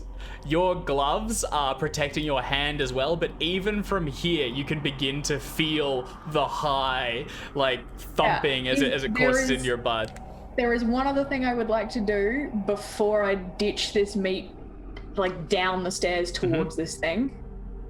I've got a knife out. I want to slice my arm and put blood on it. Oh. Okay, all right. Not enough to, like, I'm not arterialing this shit. I just want to, like, get the smell of blood into the meat so that it's like, yes, nom. Hell yeah. Probably All your right, hands, right? Your hand's not gonna bleed so quickly. Yeah, so look, just take a point of damage as you coat it, and we'll end your turn as you're coming back to the stairs, preparing it to throw. Isabella, you're next. You are just next to the creature, and it's continuing to coo. God. So I can hear Monkey scrambling back, right? Yes. On the return, and with meat. Okay. I'd just be like, I got something.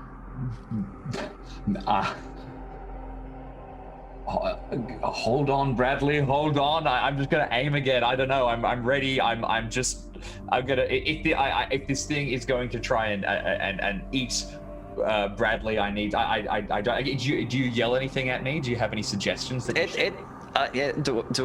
we know what Monkey's doing? Monkey's returning with meat. You know that much. Excellent. Yeah. Well, I didn't like the vegetables.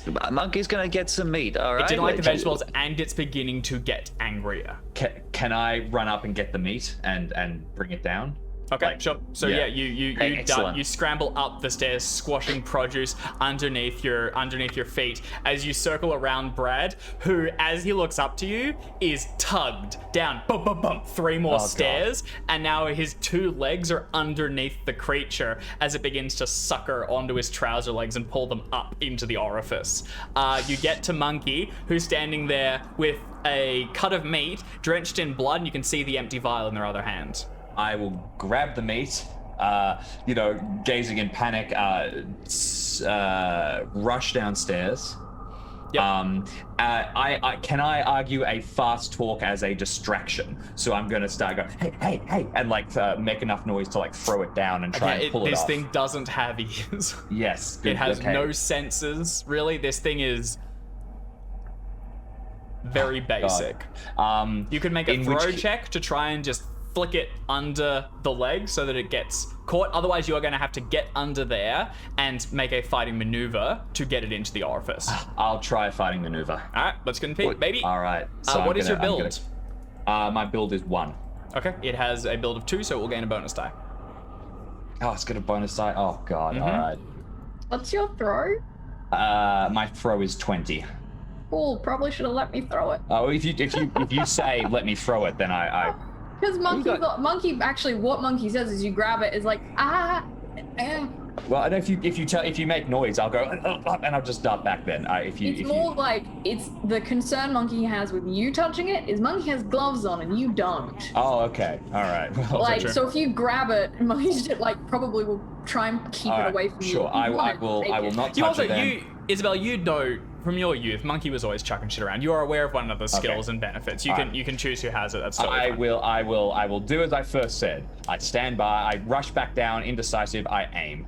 Okay, with the other- baton. Actually, no. What I will do is I will grab Bradley like at the scruff of the collar and Ooh, yeah. to try and provide him with a bonus die if he needs to try and like resist getting swallowed. Okay. All right.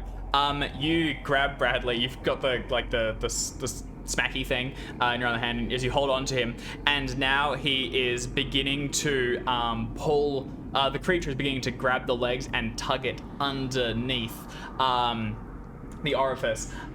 You are going to take a D8 of damage, Bradley, as your leg begins to be crushed against the gums of the creature. So let's go ahead and roll one of those. Would you like me to, or are you? I got it. You got it. I got 9 hit points, so Ooh. God. it can't kill me. That's a big hit. That's a major wound, I assume. I need a Constitution roll from you. Jesus. Oh my God. Oh, 29 points. I think you I'm have probably it? getting. Yeah. Yeah. I The don't risk need all is of the it. risk is you will go unconscious. We need Yeah, to I don't- torture this thing while it I don't want that crushes to you. happen. Oh, I'm Okay. gonna go down to 15 points of luck. All right. The thing gets your leg, your shoeless leg, and the sock is pulled off by a large tongue as your foot is drawn into the gummy mouth, and suddenly they crunch down. Though there are no teeth, the smooth ridges of bone are underneath the gum mass, and it breaks your leg. As you can feel it under it, and you are being grabbed by the hands and pulled further and further under. It is your turn. What do you want to do? And that's still. I've got a major wound, but I'm not unconscious. That's right. That's right. Yeah. try and break free. Try and break free. Monkey No, will... I don't want any violent movements here. I just gotta get something in there. As you say that, you're like sucked further in as one of your legs is being pulled up under the creature, and its little hands are now grabbing at your like your glasses have been removed as the hands just play at your face and pull at your cheeks. I'm gonna try to like lift my leg up and maybe like grab a hand and just tilt it upwards to expose more of the mouth to make it easier to get the poison meat in. Monkey, you will have a bonus dice on your throw. Does that That's sound what I'm good? doing. Okay. All right. As there's another crunch and Bradley suppresses a scream of pain, Monkey, you stand at the top of the stairs. The lights underneath are mostly out, and the only illumination is Isabella's torch, which was like dropped on the floors and is facing it. So you get these dark shadows as all these little hands move around the body frame, and then it's leant upwards, and you can see the mouth pucker open as it goes to grab at Bradley's thigh. What do you want to do? Frisbee with me. Make a throw roll. You have a bonus dice. 50-50 shot. Oh my God. What? I thought you had better throw than that. Got a 50. That's in pretty throw. good. That's pretty good. Got a bonus die. First Fingers dice. crossed. Oh, thank That's not God. bad. Wait. That's not bad.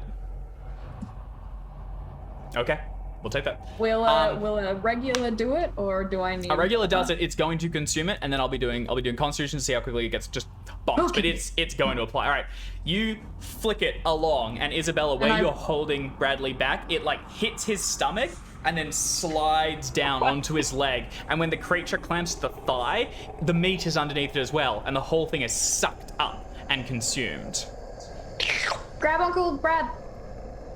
Yeah, I will try and wrench Bradley free. Okay, let me immediately make a constitution roll. You laced a ton of this on it, which is why there is a chance of did this get an working. Poison rolls are so to resist it needs an extreme, but it might have like It has con or very something. high con. But because of just the sheer amount of it, I'll roll several times. And as soon as it fails, it's done, right? Okay. That said, yeah, it has really high con. It needs an extreme though, yeah? And Oh that's my a hard.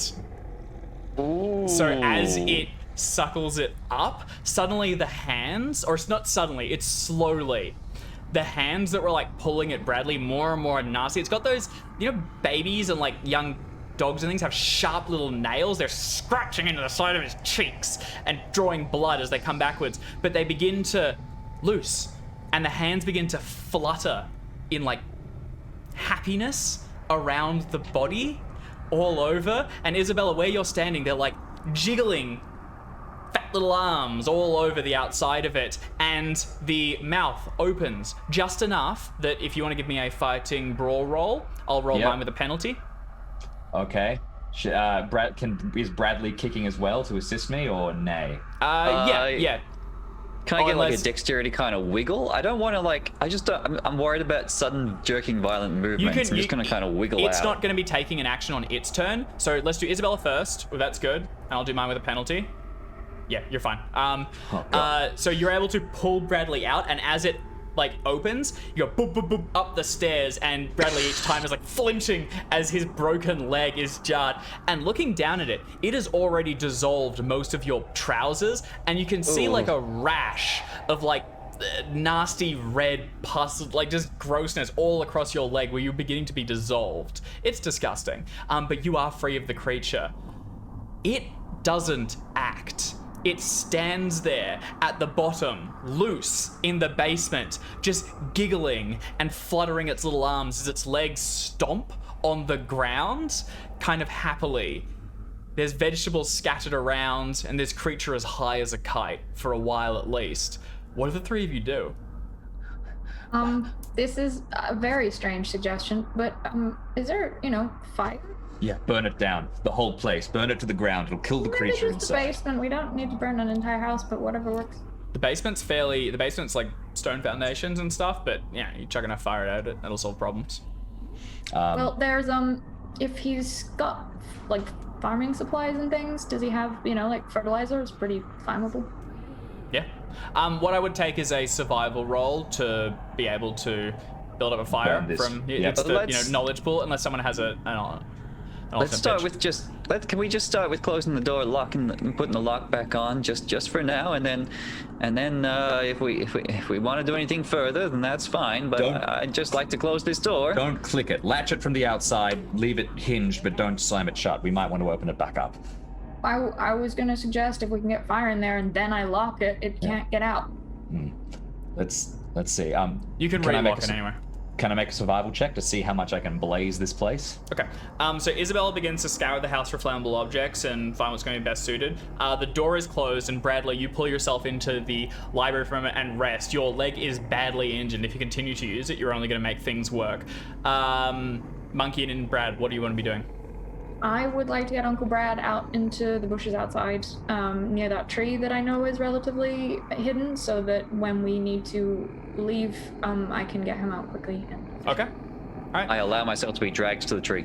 All right. So Brad, you put your arm over Monkey, and the two of you leap out the back door and begin to head towards the tree. As you do this, you notice that outside cars are beginning to drive past at different points. The early traffic of the people coming home from work is beginning to flood in. You have a little bit of time, you hope, but it's not forever.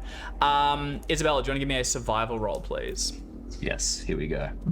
That's a success. That is a success. You scour the area. You tear down curtains and things. The fertilizer's a good idea. You make whatever that makes sense, and you have a pretty. Yeah, it's gonna definitely burn. It's not instant explosion. It's this house sets on fire and slowly collapses in on itself. And if you do the basement as the ignition point, this creature will die in a horrible, horrible way. That's the plan. Let's get that started, and let's get it started quick. Okay. All right. Outside, Monkey, as you drop down Brad, you can see Isabella moving from different rooms as curtains get tugged down, and you begin to spread them around the ground. Going into the kitchen, you like unhook like a tank of fuel or some sort of lighter fluid or something, and begin to squirt it around the interior. Down in the basement, Isabella, you can still hear the gurgling coos of what now you can't see sounds very much like a human baby. It's not human. Nothing human about it. Oh, Okay. buddy. Can you make a sanity check for me? I think the beginning of this creature and everything, and at the end of the day, it's still I will give you some there's luck something points. in there. I I'll can't take luck sanity, no, so- I'll take luck for this because you're right. It was more just a check of if you're willing to go through with it than a penalty. So you can luck that if you want. I am willing. I will give you 5 luck points. I'm running out of luck, but I'm doing this. This is burning down, and Corbett's plan is going to go up in smoke. You light a match and toss it into the bundle of rags. It's positioned just outside the doorway down into the basement, and then under it, so that it'll go down and in and begin to burn the whole thing down, collapsing on it. The door is then locked, so the creature won't even be able to get out. And as the fire begins to lick at the interior, you leave, heading out the back door. The books begin to tumble down around it, caught in the blaze, which roars through the bottom levels and then begins to spiral up towards the top. Isabella, you head outside to join Monkey and Brad, who are beginning to get up to evacuate. And I need... Actually, Bradley, can you make a spot hidden check for me? Monkey as well, you're both outside. Both of you make spot hidden checks for me. Oop. Oh, there we Oh, go. hard successes. Okay. Here's what we get for a normal success. Hyper alert at this point. Like, Monkey is like, we are in the day. I don't do burgling during the day. What is going on? On a normal success, what you suddenly see with your heart jumping into your throat is there is a woman's face at one of the upper levels, another person trapped inside the house who is now going to be burnt to death. However, with a hard success, as you look closer, the mouth opens and a foot pops out, and you can see 2 twin arms that latch onto the side of the the curtain rods and pull itself up. Another one of Corbett's monstrosities. Give me one last sanity check for the road, but you know that it is not something you're going to want to risk saving unless you want to. Everybody or just Nope, only just Monkey Monkey? spotted it. Oh my god. No. You're good. You've seen it. You're all right. I'm not going to give you any more penalties for that. Okay, what's your immediate actions? The place is on fire. Around, you can see neighbors beginning to head out and look as they've heard sort of smoke rising, and a car that was moving past begins to pull to a stop to see what's going on. What's your instinct? No. I'm gonna act concerned, neighbor. I'm gonna join the people watching for the fire. And if that nosy neighbor who I was talking to before is there, as I'm there, like tap my tail, I'd say, "See, this is what I was worried about. Inspections without us, this happens." So you're going to play the nosy neighbor and kind of distract them a little bit. Monkey and Brad, what's the plan? I'm just gonna be dragged wherever. Okay, so you're going to let I need yourself be dragged. carried. Yep. Yeah, I don't want to put any weight in the foot. I would like to get Uncle Brad somewhere safe and unseen, whether that be in the Corbitt property for the time being, or back in a different property, or wherever we need to be so that we're safe and unseen so we can get back later. Okay, all right. Can you make a strength check for me, Monkey? Brad, what's your size?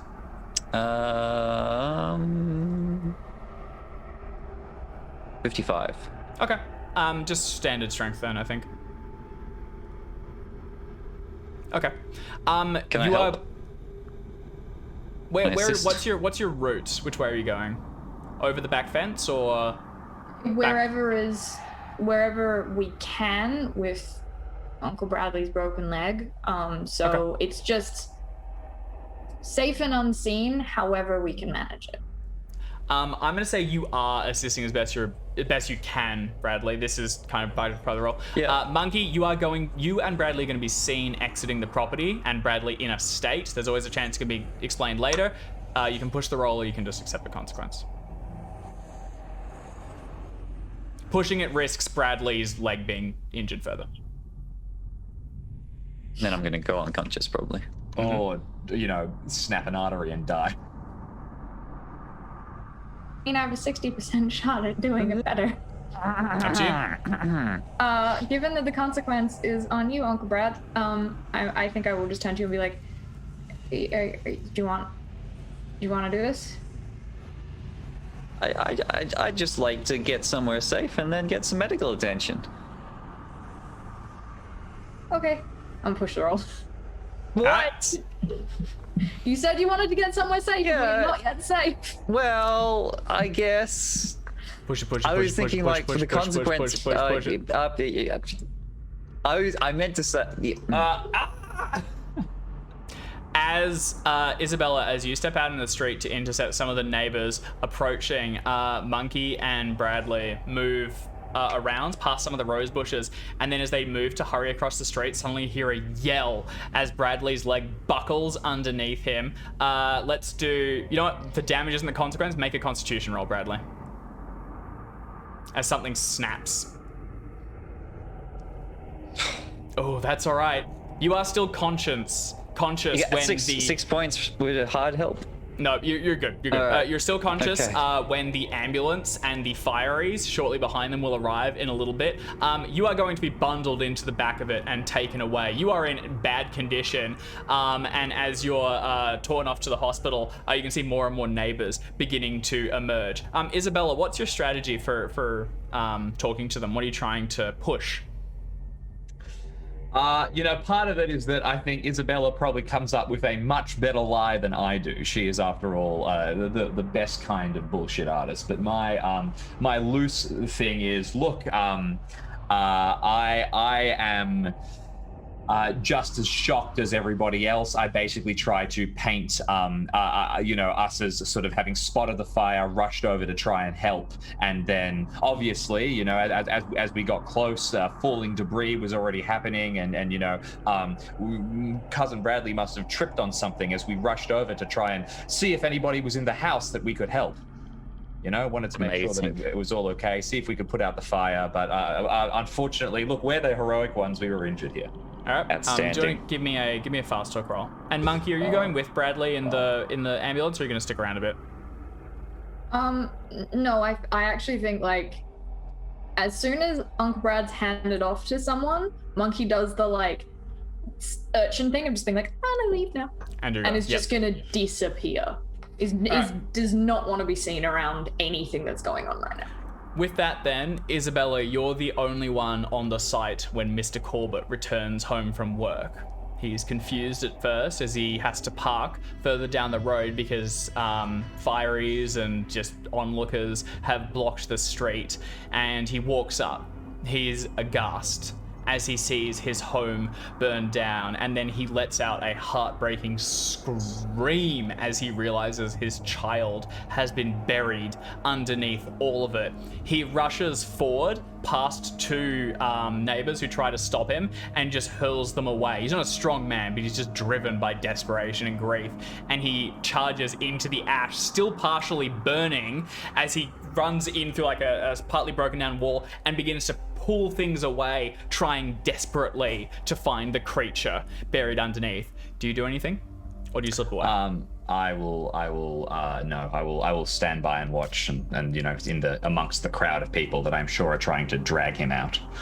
You watch him as he continues to try desperately to reach the entrance to the basement. Eventually, a pair of firemen go in and bodily remove him. By this point, his hands are filled with splinters, his arms badly burned and cut, bleeding, and he's yelling that he can still hear his child underneath the floor, and they have to get to it before it's too late, before it dies.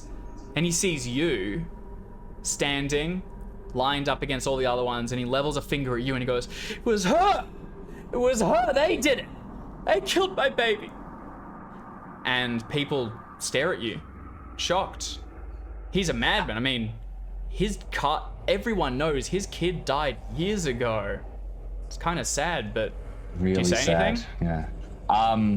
I expressed, I expressed the deepest of sympathies. I read about the story in the paper, and I guess that, maybe he was holding on to some hope that the child was still there. Get him Can you make- institutionalized. Are you trying Bonus. to just convince the people around you that you're innocent, or are you trying to placate Mr. Corbett in any way? No, just going- I'm trying to convince the people around me that I'm innocent. I'm not trying to placate Mr. Okay. Corbett. Make a charm roll, I think. Oh, a charm roll. Okay, this I is think not that something I'm makes sense to me. particularly good at. It's kind of all shame, but not me. right. Can I counter with a look? You crazed lunatic! You burnt down your house because of whatever crazy things you were up to. You risked the lives of so many people. Don't go throwing around accusations at basically just sort of swap to intimidate and kind of like you can't. You're a madman who was probably hiding barrels of kerosene in your basement. Make an intimidation roll. Hard success. It's good. No, hard I'll give 1 point to make it a hard success. The people around begin to agree with you. This man's been strange for a while and they've all noticed it. The firemen let him go because suddenly he slumps over and he's not trying to get to the house anymore. And then you see he's muttering something under his breath. And suddenly he swings his head up and gazes at the stars hidden behind the clouds above, and he invokes the dread name of Azathoth and then levels his finger at you, and I need you to make a power roll. Okay. What?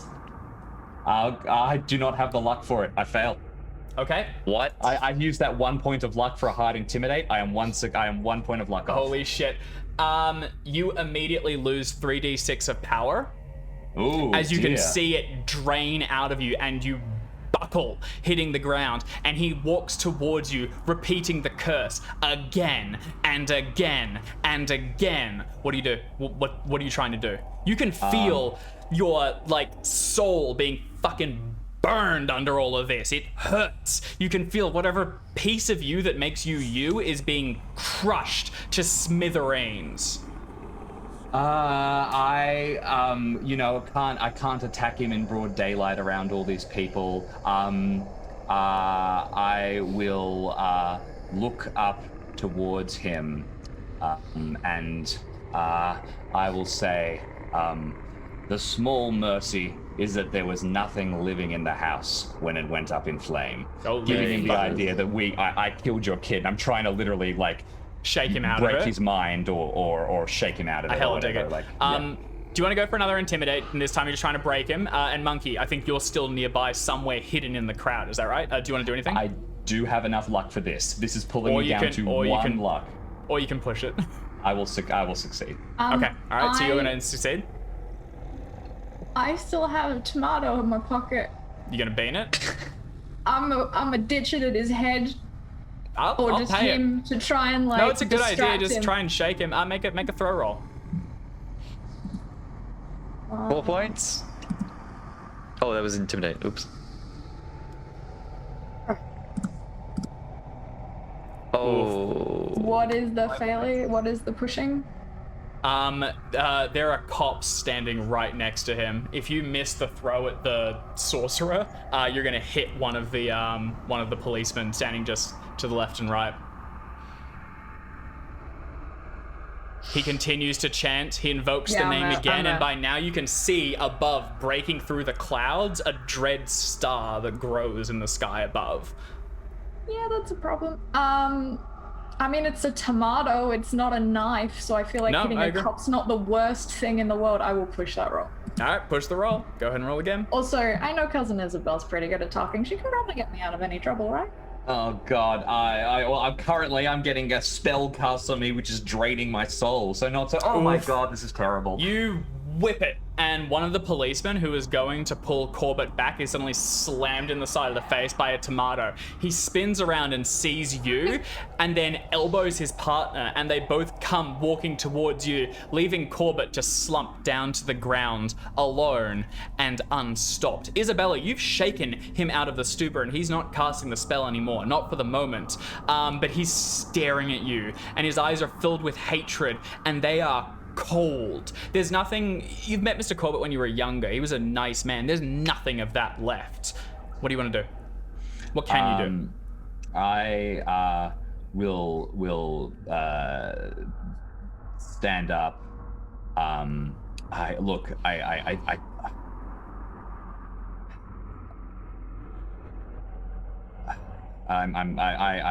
think I'm gonna have to try and save Monkey at this stage. The cops are on Monkey. I don't think I have anything that can stop Corbett at this point. I guess I'll walk by, and maybe I say, like loudly around, like get up, get to a hotel or something, as if I'm kind of like comforting him, and I'll pull him to his feet and whisper under my breath, we have the journal, we have everything. You'll spend the rest of your days in a sanatorium. Okay. All right. You leave him there and begin to head back to get Monkey. Monkey, what are you doing? I think Monkey just goes, sorry, and then is going to attempt to disappear into the crowd. Making there's a lot of people around here, and there's enough distractions. This is actually just gonna be a normal stealth roll, I think. Hi. Here we go. It was apparently my server, my connection to the server is interrupted, but I did roll a 42 versus 70, which I can screenshot for you. Yeah, no, it's all good. All right, you're able refresh. to slip away into the crowds in a moment, and the policemen who scour the area, they barely saw you. One's still clearing away the tomato from the side of their face. Yeah, it's just come through now. And they search, but they can't find you. Not immediately. Elsewhere, Isabella, you help him up, and you begin to just walk away. The police return, but he hasn't done anything that they've seen. Not really. I mean, this is you collapsed, and then he just tried to get into their house. He's mad, sure, but that's no offense. Oh, I know, yeah. He's helped by one of the policemen who say, look, let's get you to a hotel. We'll make sure that you're okay, and we'll get you someone to speak to. But as he does, he continues staring at you. He's being walked away. Yeah, I'm gonna go and talk to one of the other police officers. And I'm going to, I will start the long proceeding of trying to get him committed. And I would say we have, a journal of his that we came across when it fell out of his car one day, or some other kind of lie. And we know that he fed us poisoned vegetables that one's at one crime. point. That one's a straight up crime. We still have one of the vegetables that he gave to us. Obviously, we think he probably burnt this place down himself. That man is dangerous.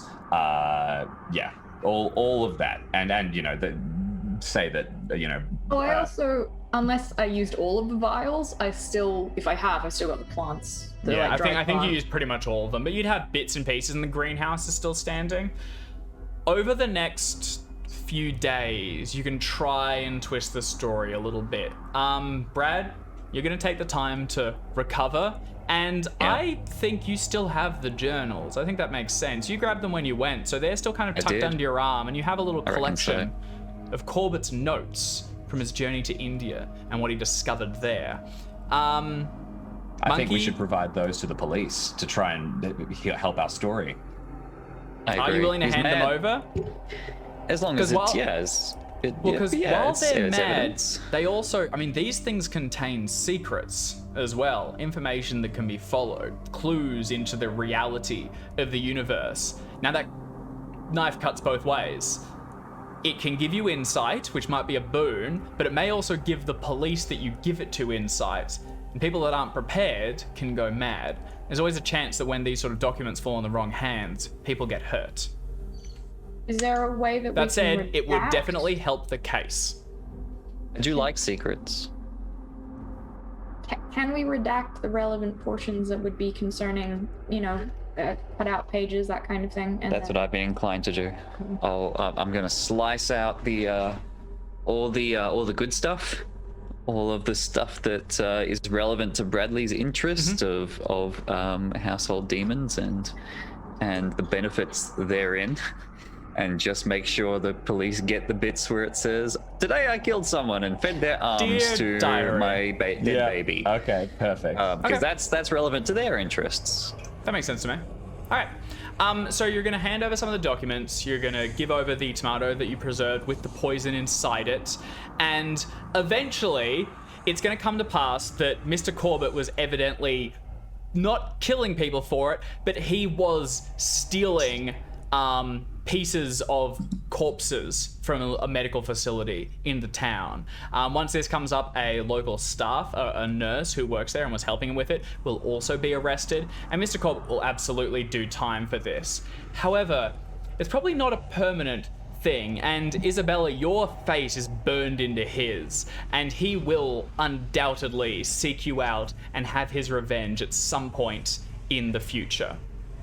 That said, where we'll hopefully probably have to I'll leave it be for now. out in the middle of the Antarctic wastes and you'll have a bit of trouble getting there. It's funny that you mentioned, what might come next and Antarctic wastes and things, because this is only one of 5 mentions of madness. And I think we're going to try and more stick... of these things. I think we're going to try and stick... yeah, exactly. There's 5 of them, so we'll try and sort of, lead into the next ones and see what happens from there. So, yeah. Cheers for playing, guys. That was good. That was a disaster. I didn't expect you to try and feed and be nice to the child monster even thing, even after what's in the cellar. You're right. I wasn't kidding when I said Bradley's weapons are his words. At this point, it might be more on me. Very true. I am extremely glad that I got to make a horrifying monster high as a fucking kite. There's not many games you can do that. Well, that was fantastic. All right, well, thank you all for playing, and cheers for everyone for watching. This video will be on the Chaosium YouTube, along with all the other live plays that we're doing. We won't be here next week. We are taking a break, but we will be back the following as we jump into Cracked and Crooked Mounts, which I can confidently say is one of my favorite scenarios I've ever run. And before then, on the day before, I believe, keep an ear out because we might have a special stream with a few exciting guests, so we'll announce that in the coming days. Otherwise, hope you enjoyed it, and yeah, thanks. Bye.